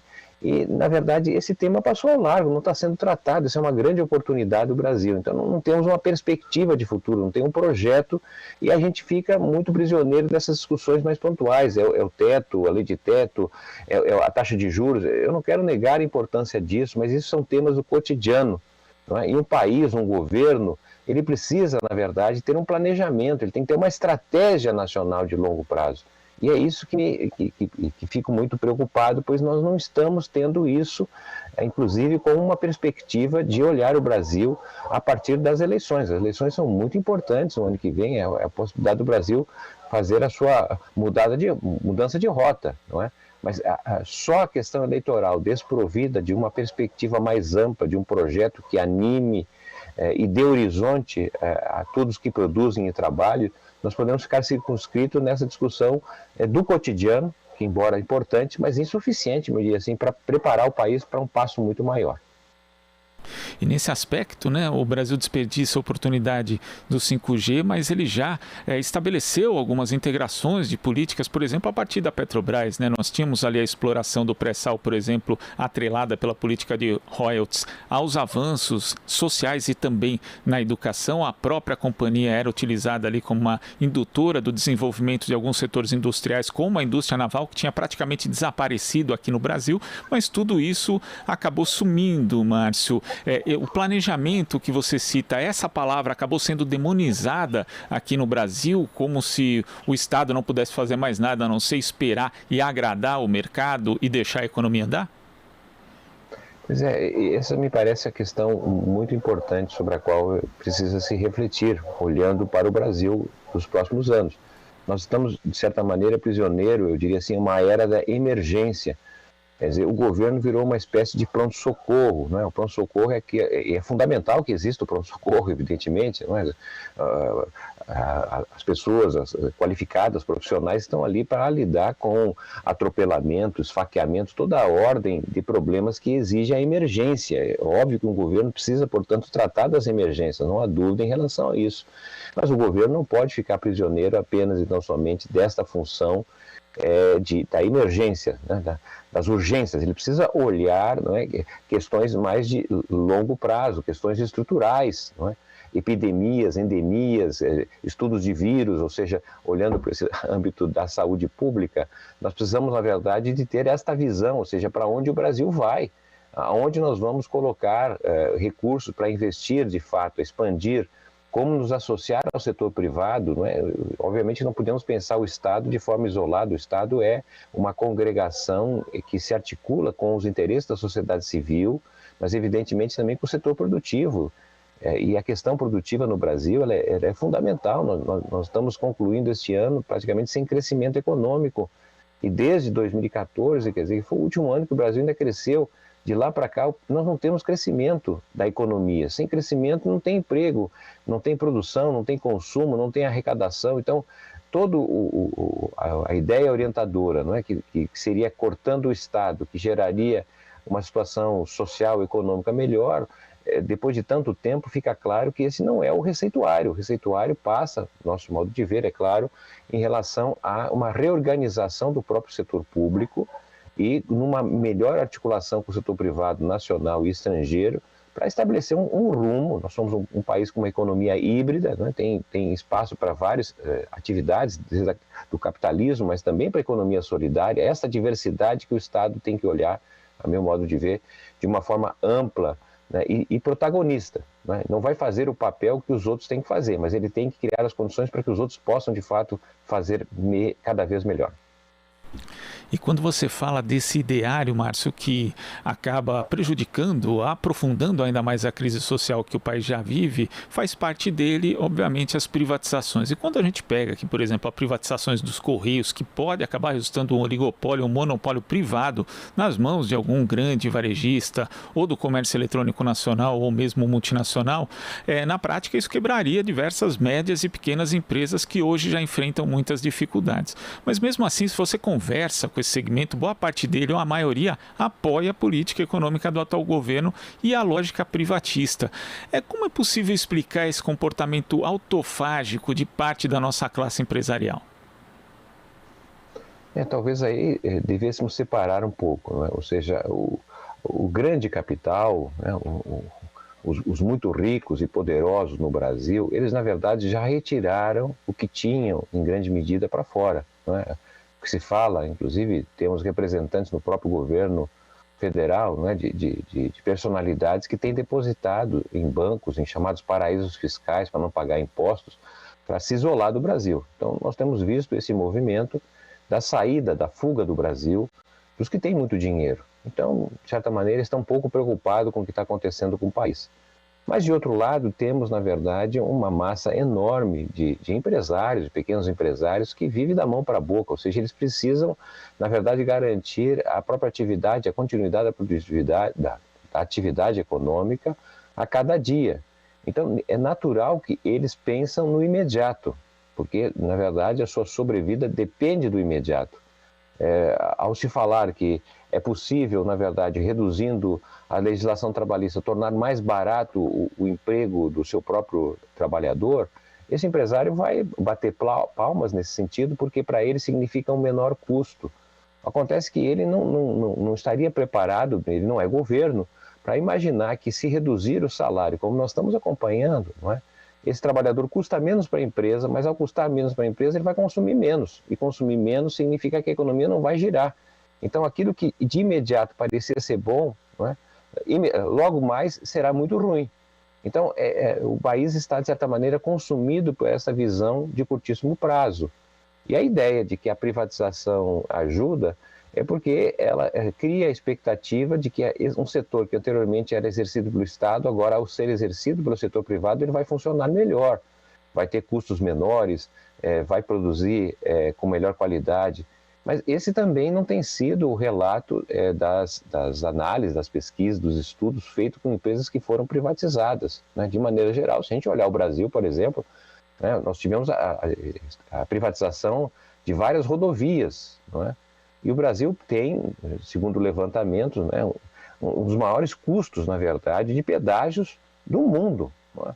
O custo da tarifa telefônica no Brasil é uma das mais altas do mundo. Ou seja, se você olhar hoje na lista dos bilionários do Brasil, você vai perceber que há vários deles que são, na verdade, donos de empresas que foram privatizadas. Né? Então, o quadro geral é um quadro que, dado o desespero, se olha apenas e tão somente do dia a dia, mas essa perspectiva de você destruir o Correio, né, que é uma instituição secular no Brasil, que integra o Brasil, né, que faz a ligação das cidades ricas do país, mas também com as cidades pobres, longínquas de um país continental, isso vai desaparecer, tá certo? A tarifa de postagem, que é a mesma praticamente em todo o país, ela vai sofrer as consequências de uma empresa de mercado, que vai ter custos menores em determinados lugares e muito maiores em outros, ou até nem vai chegar carta, não vai chegar correspondência. Então, essa questão do país, da nação, foi se perdendo pelos interesses de curto prazo e, lamentavelmente, o apoio, não é, a decisões como a privatização, ela existe, não podemos negar, mas, obviamente, que se a gente fizer um balanço do que aconteceu com o Brasil com a privatização, o balanço não é satisfatório, né? Pelo contrário. Os Correios, até para terminar sobre esse tema de minha parte, os Correios já têm uma gestão privada, né? Há um desmonte dos Correios no Brasil, que a gente percebe, inclusive, pela presença de outras empresas, iniciativas que também vão ocupando o espaço que anteriormente era um monopólio da empresa de Correios no Brasil. Né? Então, o que nós temos, empresas que foram privatizadas e temos empresas que estão em processo de ser privatizadas com uma gestão privada. Correios, me parece, a Petrobras também. Né? Esse ideário neoliberal, aliado a esse curto-prazismo, como você refere, Márcio, sem qualquer tipo de planejamento, acaba afetando estruturalmente a economia brasileira. No artigo recente, você inclusive destacou que em 2020, segundo o IBGE, o rendimento médio anual por membro domiciliar foi de R$ 16.600, o que corresponde a menos da metade, 47,2%, do valor anual do PIB per capita no Brasil. Isso é uma evidência da transformação do país em uma economia onde prevalecem os baixos rendimentos para a maciça maioria da população, ou seja, um tipo de modelo em que a grande maioria acaba perdendo e uma parcela ínfima só que acaba ganhando, é quase um jogo de perde-perde?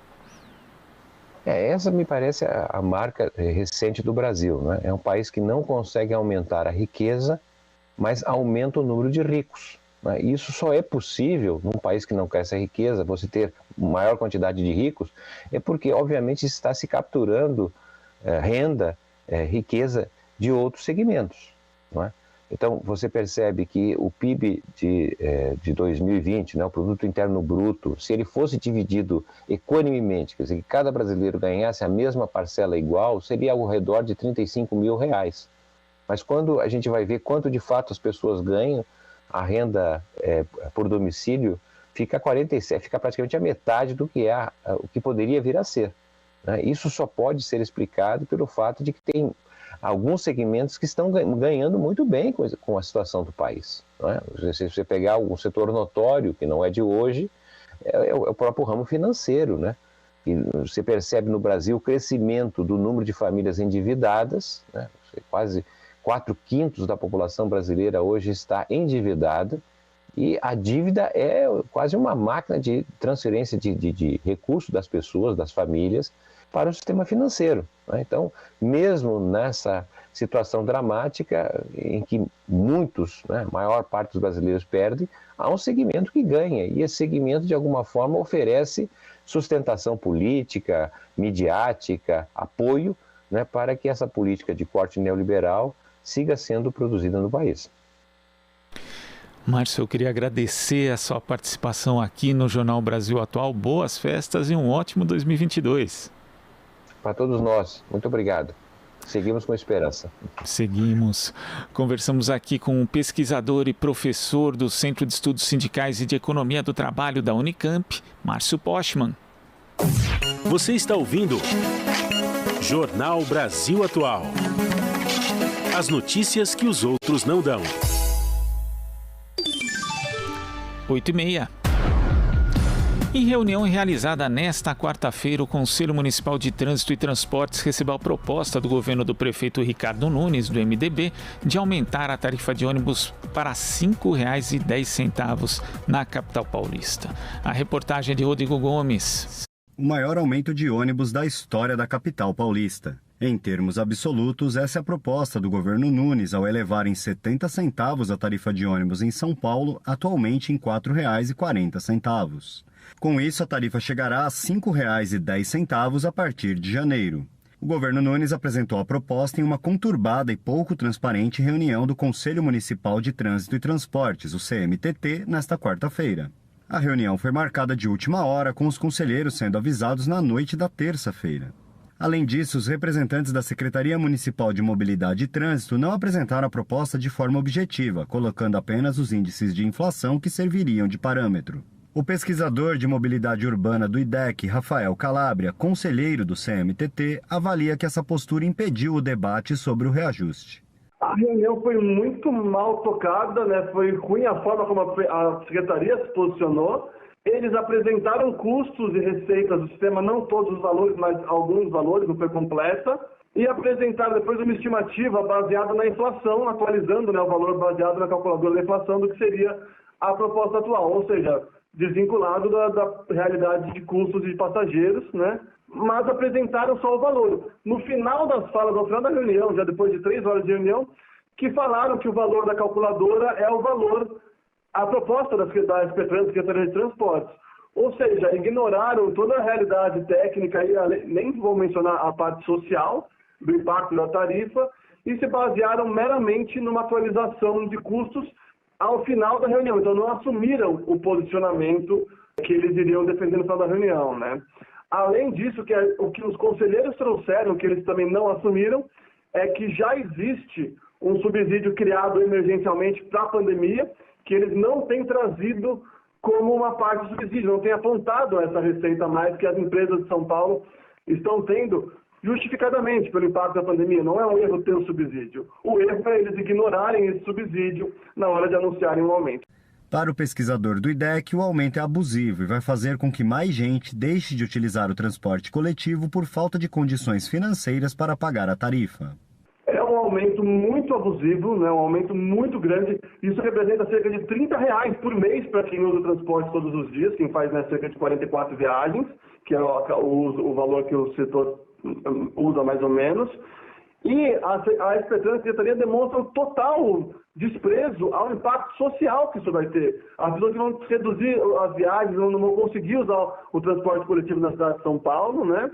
E, então mostra uma ignorância. E, principalmente, isso, a perda de passageiros que isso leva, vai levar também uma perda de receita. Então, até considerando só a realidade econômica e financeira que eles tanto, né, se baseiam, isso é injustificável, é insustentável. Então, uma medida errada, uma medida injusta e, principalmente, uma medida não justificada, porque eles estão ignorando o aumento que o subsídio teve no período.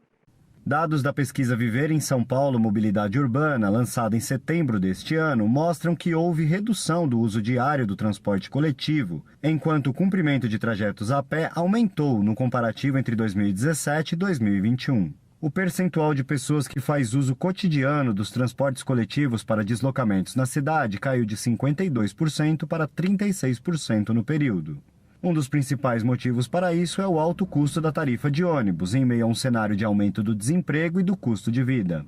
O governo Nunes justifica o aumento alegando que não tem mais condições de aumentar o subsídio ao transporte coletivo, embora tenha cerca de 24 bilhões de reais parados no caixa da prefeitura. E diz que está tentando obter apoio do governo federal para evitar um grande aumento nas tarifas de ônibus. No entanto, na terça-feira, a Câmara Municipal aprovou o texto base do orçamento de 2022 e não consta qualquer tipo de proposta nesse sentido. Calabria lembra que o Congresso chegou a aprovar o projeto de lei 3364 de 2020 de socorro ao setor de transportes, mas que acabou vetado por Bolsonaro. Em março desse ano, os parlamentares chegaram a discutir o veto, mas não houve apoio de prefeitos e empresários à proposta, que acabou derrubada.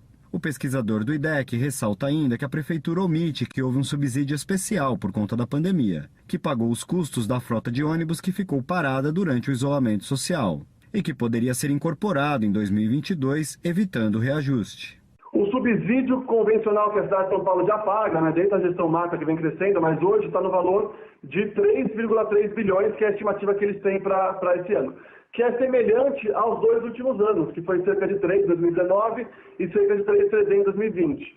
Só que agora, na pandemia, tem um valor a mais, que é o que eles não estão mostrando, que é os 870 milhões pagos à frota parada por causa da pandemia. Então, o que isso significa? Eles já aumentaram significativamente o subsídio na pandemia, o que deveria cobrir os custos do setor, né, das empresas do setor, e justificar não ter aumento. Com esse aumento do subsídio, fica completamente injustificado ter um aumento de tarifa. O valor de R$ 5,10, no entanto, não está fechado e ainda não há previsão de quando o reajuste da tarifa será anunciado oficialmente pelo governo Nunes. Rodrigo Gomes, Rádio Brasil Atual e TVT.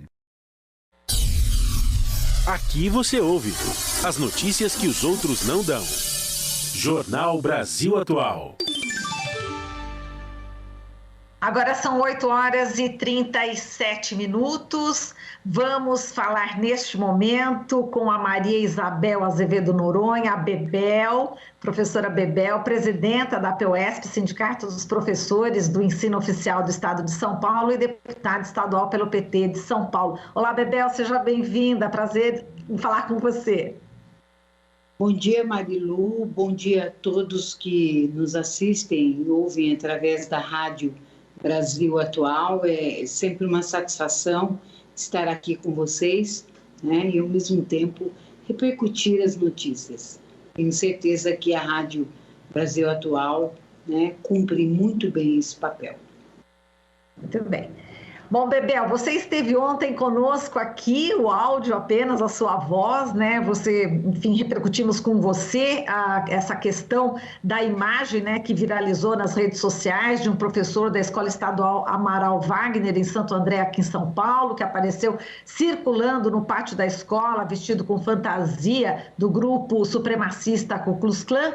E a gente falou que você viria e que bom que você já aceitou vir no dia seguinte, que é hoje, para a gente falar sobre educação, enfim, tudo que se refere à sua área. E a gente vai começar falando sobre o balanço aí que você faz desse 2021 na área de educação, com discussões na tentativa, né, de retorno presencial dos professores em salas de aula. Algumas secretarias de educação no país exigiram a presença dos docentes no início do ano. Em seguida veio aquele ápice, né, dos casos aí de Covid. Você esteve aí diante, né, dessa luta, falando que os professores não podiam voltar à escola sem a vacina. Eu queria que você relembrasse um pouco esse momento, né, daqui do Brasil, no setor de educação, que foi realmente um drama para os professores, para as famílias, para os estudantes. Pois é, Manu.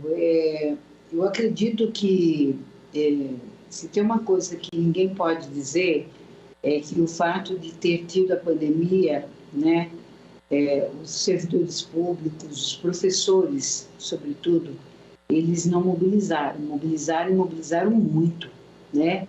Correndo risco até eu, pessoalmente, né, de pegar o Covid, mas porque a gente fez uma luta incondicional desde o início da pandemia, que foi em março de 2020, aliás, ela é antes, mas que tomou um contorno muito intenso, né, com números assustadores de infectados e mortes, a gente veio lutando, né, o primeiro Conselho Estadual de Representantes da POS disse, olha, tem tudo quanto é pauta que é importante, mas a nossa pauta neste momento é a defesa incondicional da vida. Não adianta lutar pelo salário se não tiver vida, não adianta lutar por isso se não tiver a vida, tem que ter vida para a gente ter vida para lutar por todas as outras pautas que são de suma importância para nós. Mas acabou que a gente conseguiu fazendo todas as frentes, né? Que foi lutar pela vida. Tenho a honra de dizer que a nossa luta fez com que o governador do estado de São Paulo, através de uma greve digital, né? Porque a gente topou trabalhar teletrabalho, mas presencial não. A gente não foi radical, do tipo a gente não trabalha de maneira nenhuma. Não, nós topamos o digital. O que a gente não quer é colocar a nossa vida em risco, né? E nós conseguimos aqui no estado de São Paulo fazer com que o governador vacinasse, colocasse os professores na fase 1, né? Como os trabalhadores da saúde, pelas razões óbvias, né, que lidavam diretamente com os acometidos pelo coronavírus e até as mortes, e nós, professores, porque lidamos com aglomeração, fazia ajustes, né? E também tendo claro que nós lidamos com a camada menos favorecida da população, que são as crianças pobres da periferia, por óbvio que cada casa tinha um caso, né, de Covid. Portanto, a possibilidade de ter aí uma disseminação, né, em massa era evidente. E a gente conseguiu demonstrar isso, né, numa ação judicial, e fomos vitoriosos nessa ação quando a juíza se postou do nosso lado e disse: volta às aulas somente com a vacinação dos profissionais da educação, né?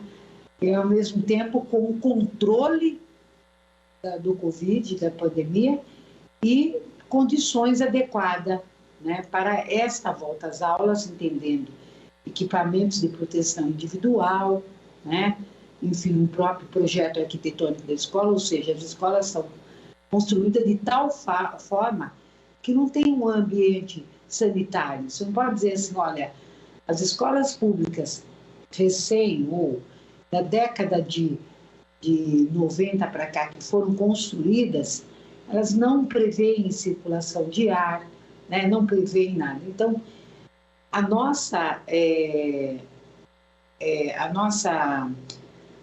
vitória foi a vacinação. E quando vacinou São Paulo, o Ministério da Educação tomou decisão de vacinar todo o Brasil. Isso foi uma vitória para nós, sem dúvida nenhuma, da vida, de tudo que há de mais importante para as famílias, para as mães. E nós ganhamos.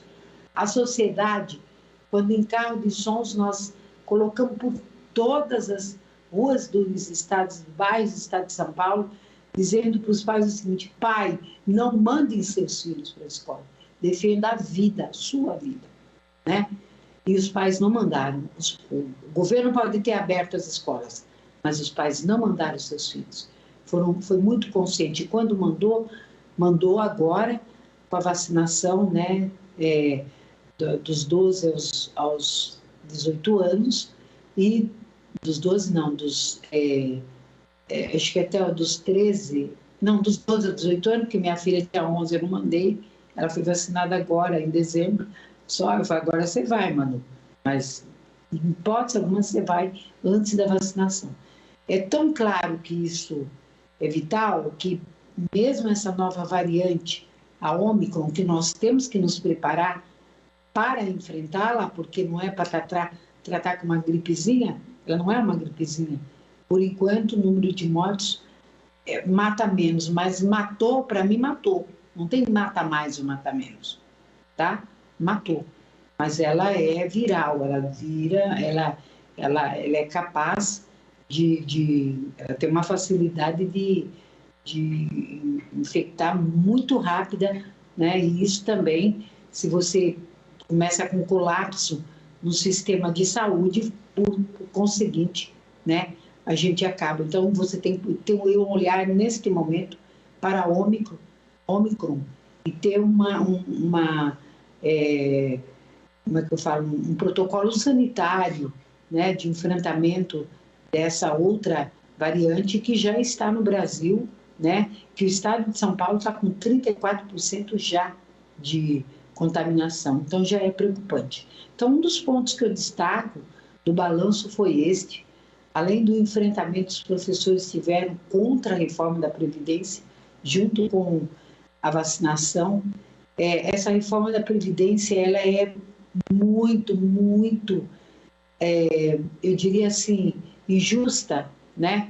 Porque além de nos colocar 40 anos, né, nas salas de aula, que é isso que nós vamos ficar, tem um detalhe. Primeiro que não deixa perspectiva nenhuma para a juventude. Ora, se nós vamos ficar 40 anos, um jovem que queira ser professor, servidor público, não vai tão cedo ocupar este posto. E acredito que essa rotatividade é muito importante, porque trabalhar em salas de aulas é desgastante. Então, se tínhamos a aposentadoria especial, não era por privilégio, né? Mas exatamente por questões sanitárias também, comprovado pela OMS, né, que nós somos uma profissão penosa. Penoso não é só quem toma sol no campo, que também perdeu, né, a aposentadoria. Penoso também é mexer muito com o psicológico, e a gente acaba tendo muito síndrome de Down, né? Se nós formos no departamento médico, de perícias médicas, nós vamos ver que o nosso adoecimento, a doença que mais nos atinge é o estresse, né? São as doenças mentais. Por quê? Porque imagina uma mãe que tem em sua casa 3 filhos de mesmo pai, mesma mãe. Pode até ser diferente, mas são 3. E nós lidamos com classe de 40, 50 de origens diferentes. Há que ter, sim, uma alteração comportamental, né?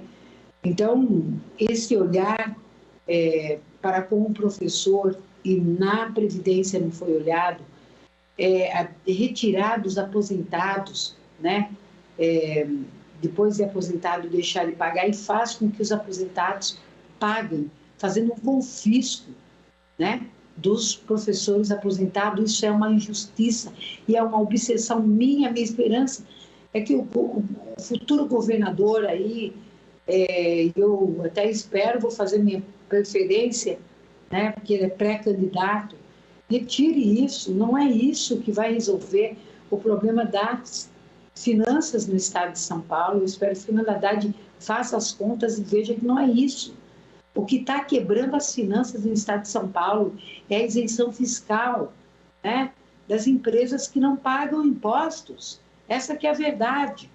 Então, nós não podemos pôr tudo nas costas, né, dos funcionários públicos. Veja bem, fala-se tanto em reforma administrativa, que é essa que nós estamos enfrentando nesse momento, que é a PEC 32, mas o presidente Bolsonaro enfiou no orçamento de última hora 1,7 bilhões, né, para salariar a polícia. Não sou contra, pelo contrário, né? Mas então retire a PEC 32. Para que reforma administrativa?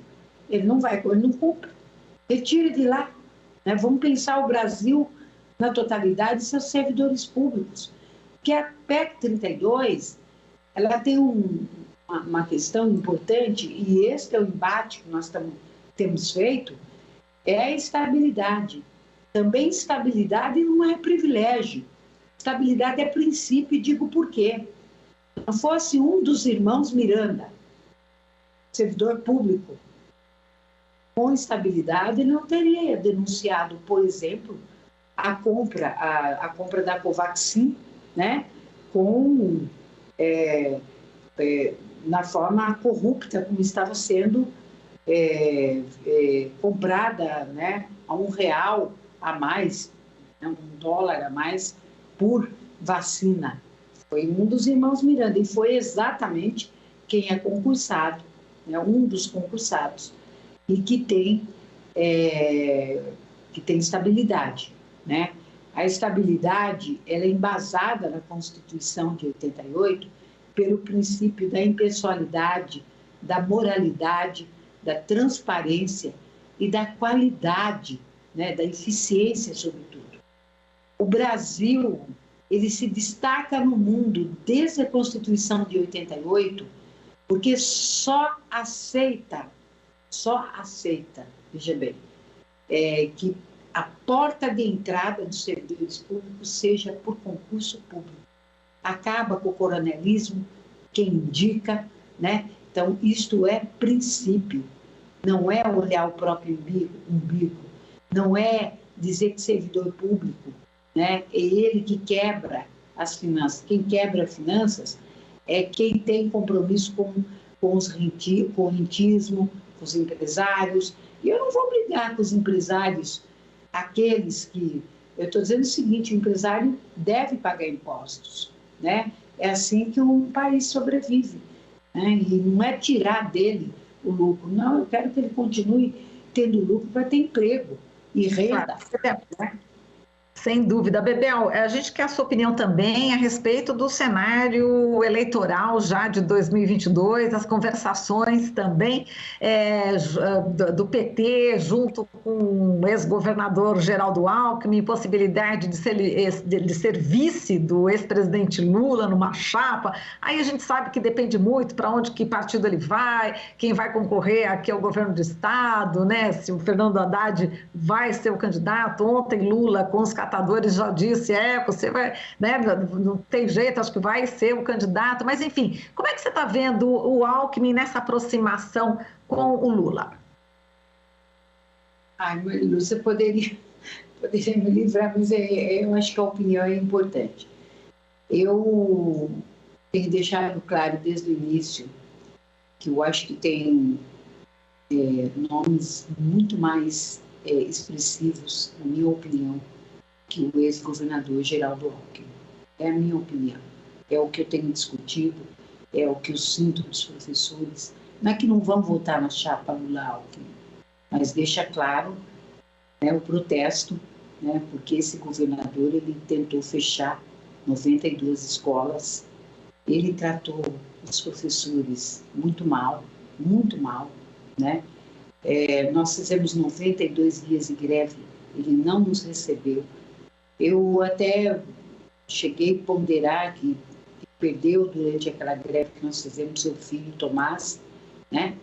Mas antes ele teve um período para poder conversar, antes do menino morrer, né? Portanto, a gente já estava mais um mês de greve, ele poderia já ter conversado, e tinha dinheiro porque Ele preferiu, ao invés de dar de 8 a 9% de reajuste, ele optou por dar 1 bi e 500 e 200 milhões em bônus, e que acaba se diluindo. Isso não é valorização profissional. Fizemos a segunda maior longa greve do magistério paulista, né? Então, claro, vou respeitar o que o meu partido decidir, mas ainda aposto num outro nome, um nome que traga para nós, né, um pouco mais. Veja bem, 2018 foi uma campanha muito difícil, né, e uma campanha, só que eu tinha esperança, né, muita esperança dentro do meu coração, que o presidente Lula ia sair da prisão, que ele ia estar livre, governar, né, voltar, como hoje está, né? Então eu tinha esperança. Agora eu vou ter que sair para uma campanha eleitoral justificando por que o Alckmin é vice, entendeu? Para a minha categoria. Então é muito difícil. Para mim, o servidor e funcionário público, é muito difícil. Mas isso não me impede também de fazer uma leitura maior, né? Que é o seguinte, entre o bolsonarismo, né, e tirar isso que representa tudo que há de ruim nesse país, eu tomo esse remédio amargo. Mas de olho no Alckmin, tá? De olho nele.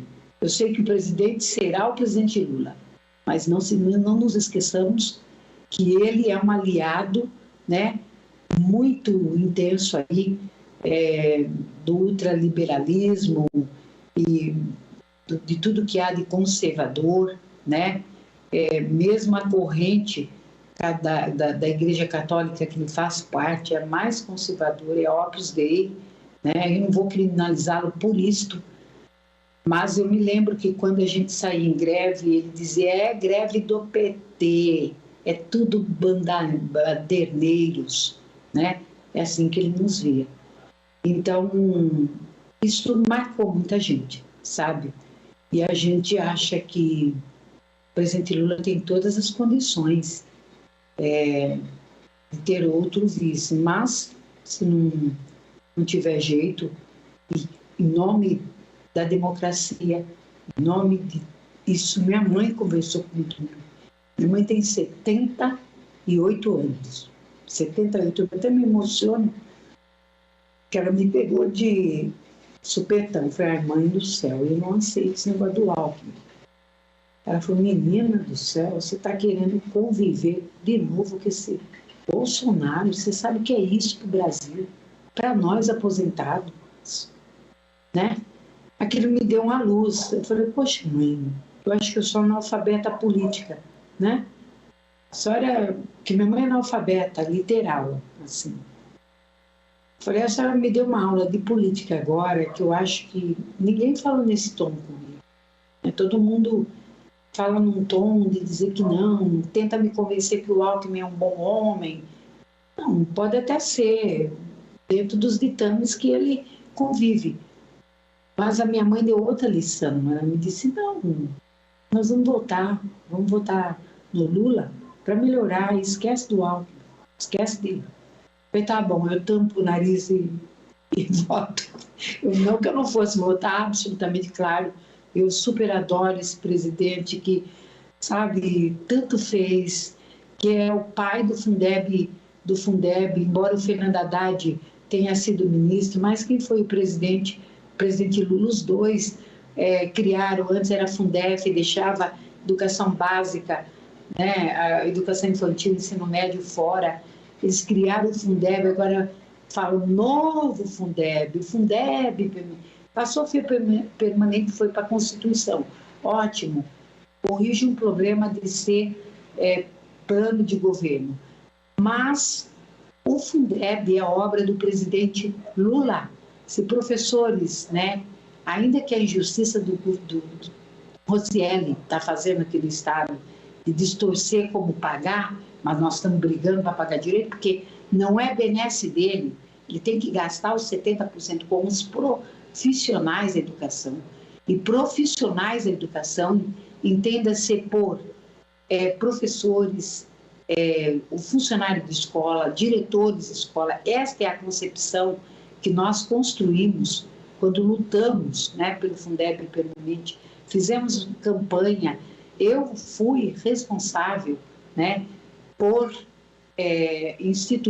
constituir, aliás, a comissão permanente do Fundeb, a comissão que debateu o Fundeb permanente na Assembleia Legislativa do Estado de São Paulo. A PUE foi carro-chefe aqui na campanha pela aprovação do Fundeb permanente. Portanto, em pleno período de pandemia, né, os professores não pararam, né? Então, falar do presidente Lula é falar do que ele significa em termos de esperança, e eu tenho clareza que ele sendo o futuro presidente do Brasil, que ele é pré-candidato, né? Ele, com certeza, nós vamos parar de mitigar, nós vamos pelo menos, porque o presidente Lula não vai ter como avançar, ele vai ter que recuperar perdas que tivemos, né, nesse período aí. Você acabou de ouvir Jornal Brasil Atual. Movimentos sociais, política, direitos humanos, economia, mundo do trabalho, cultura e prestação de serviço. Jornal Brasil Atual. As notícias que os outros não dão.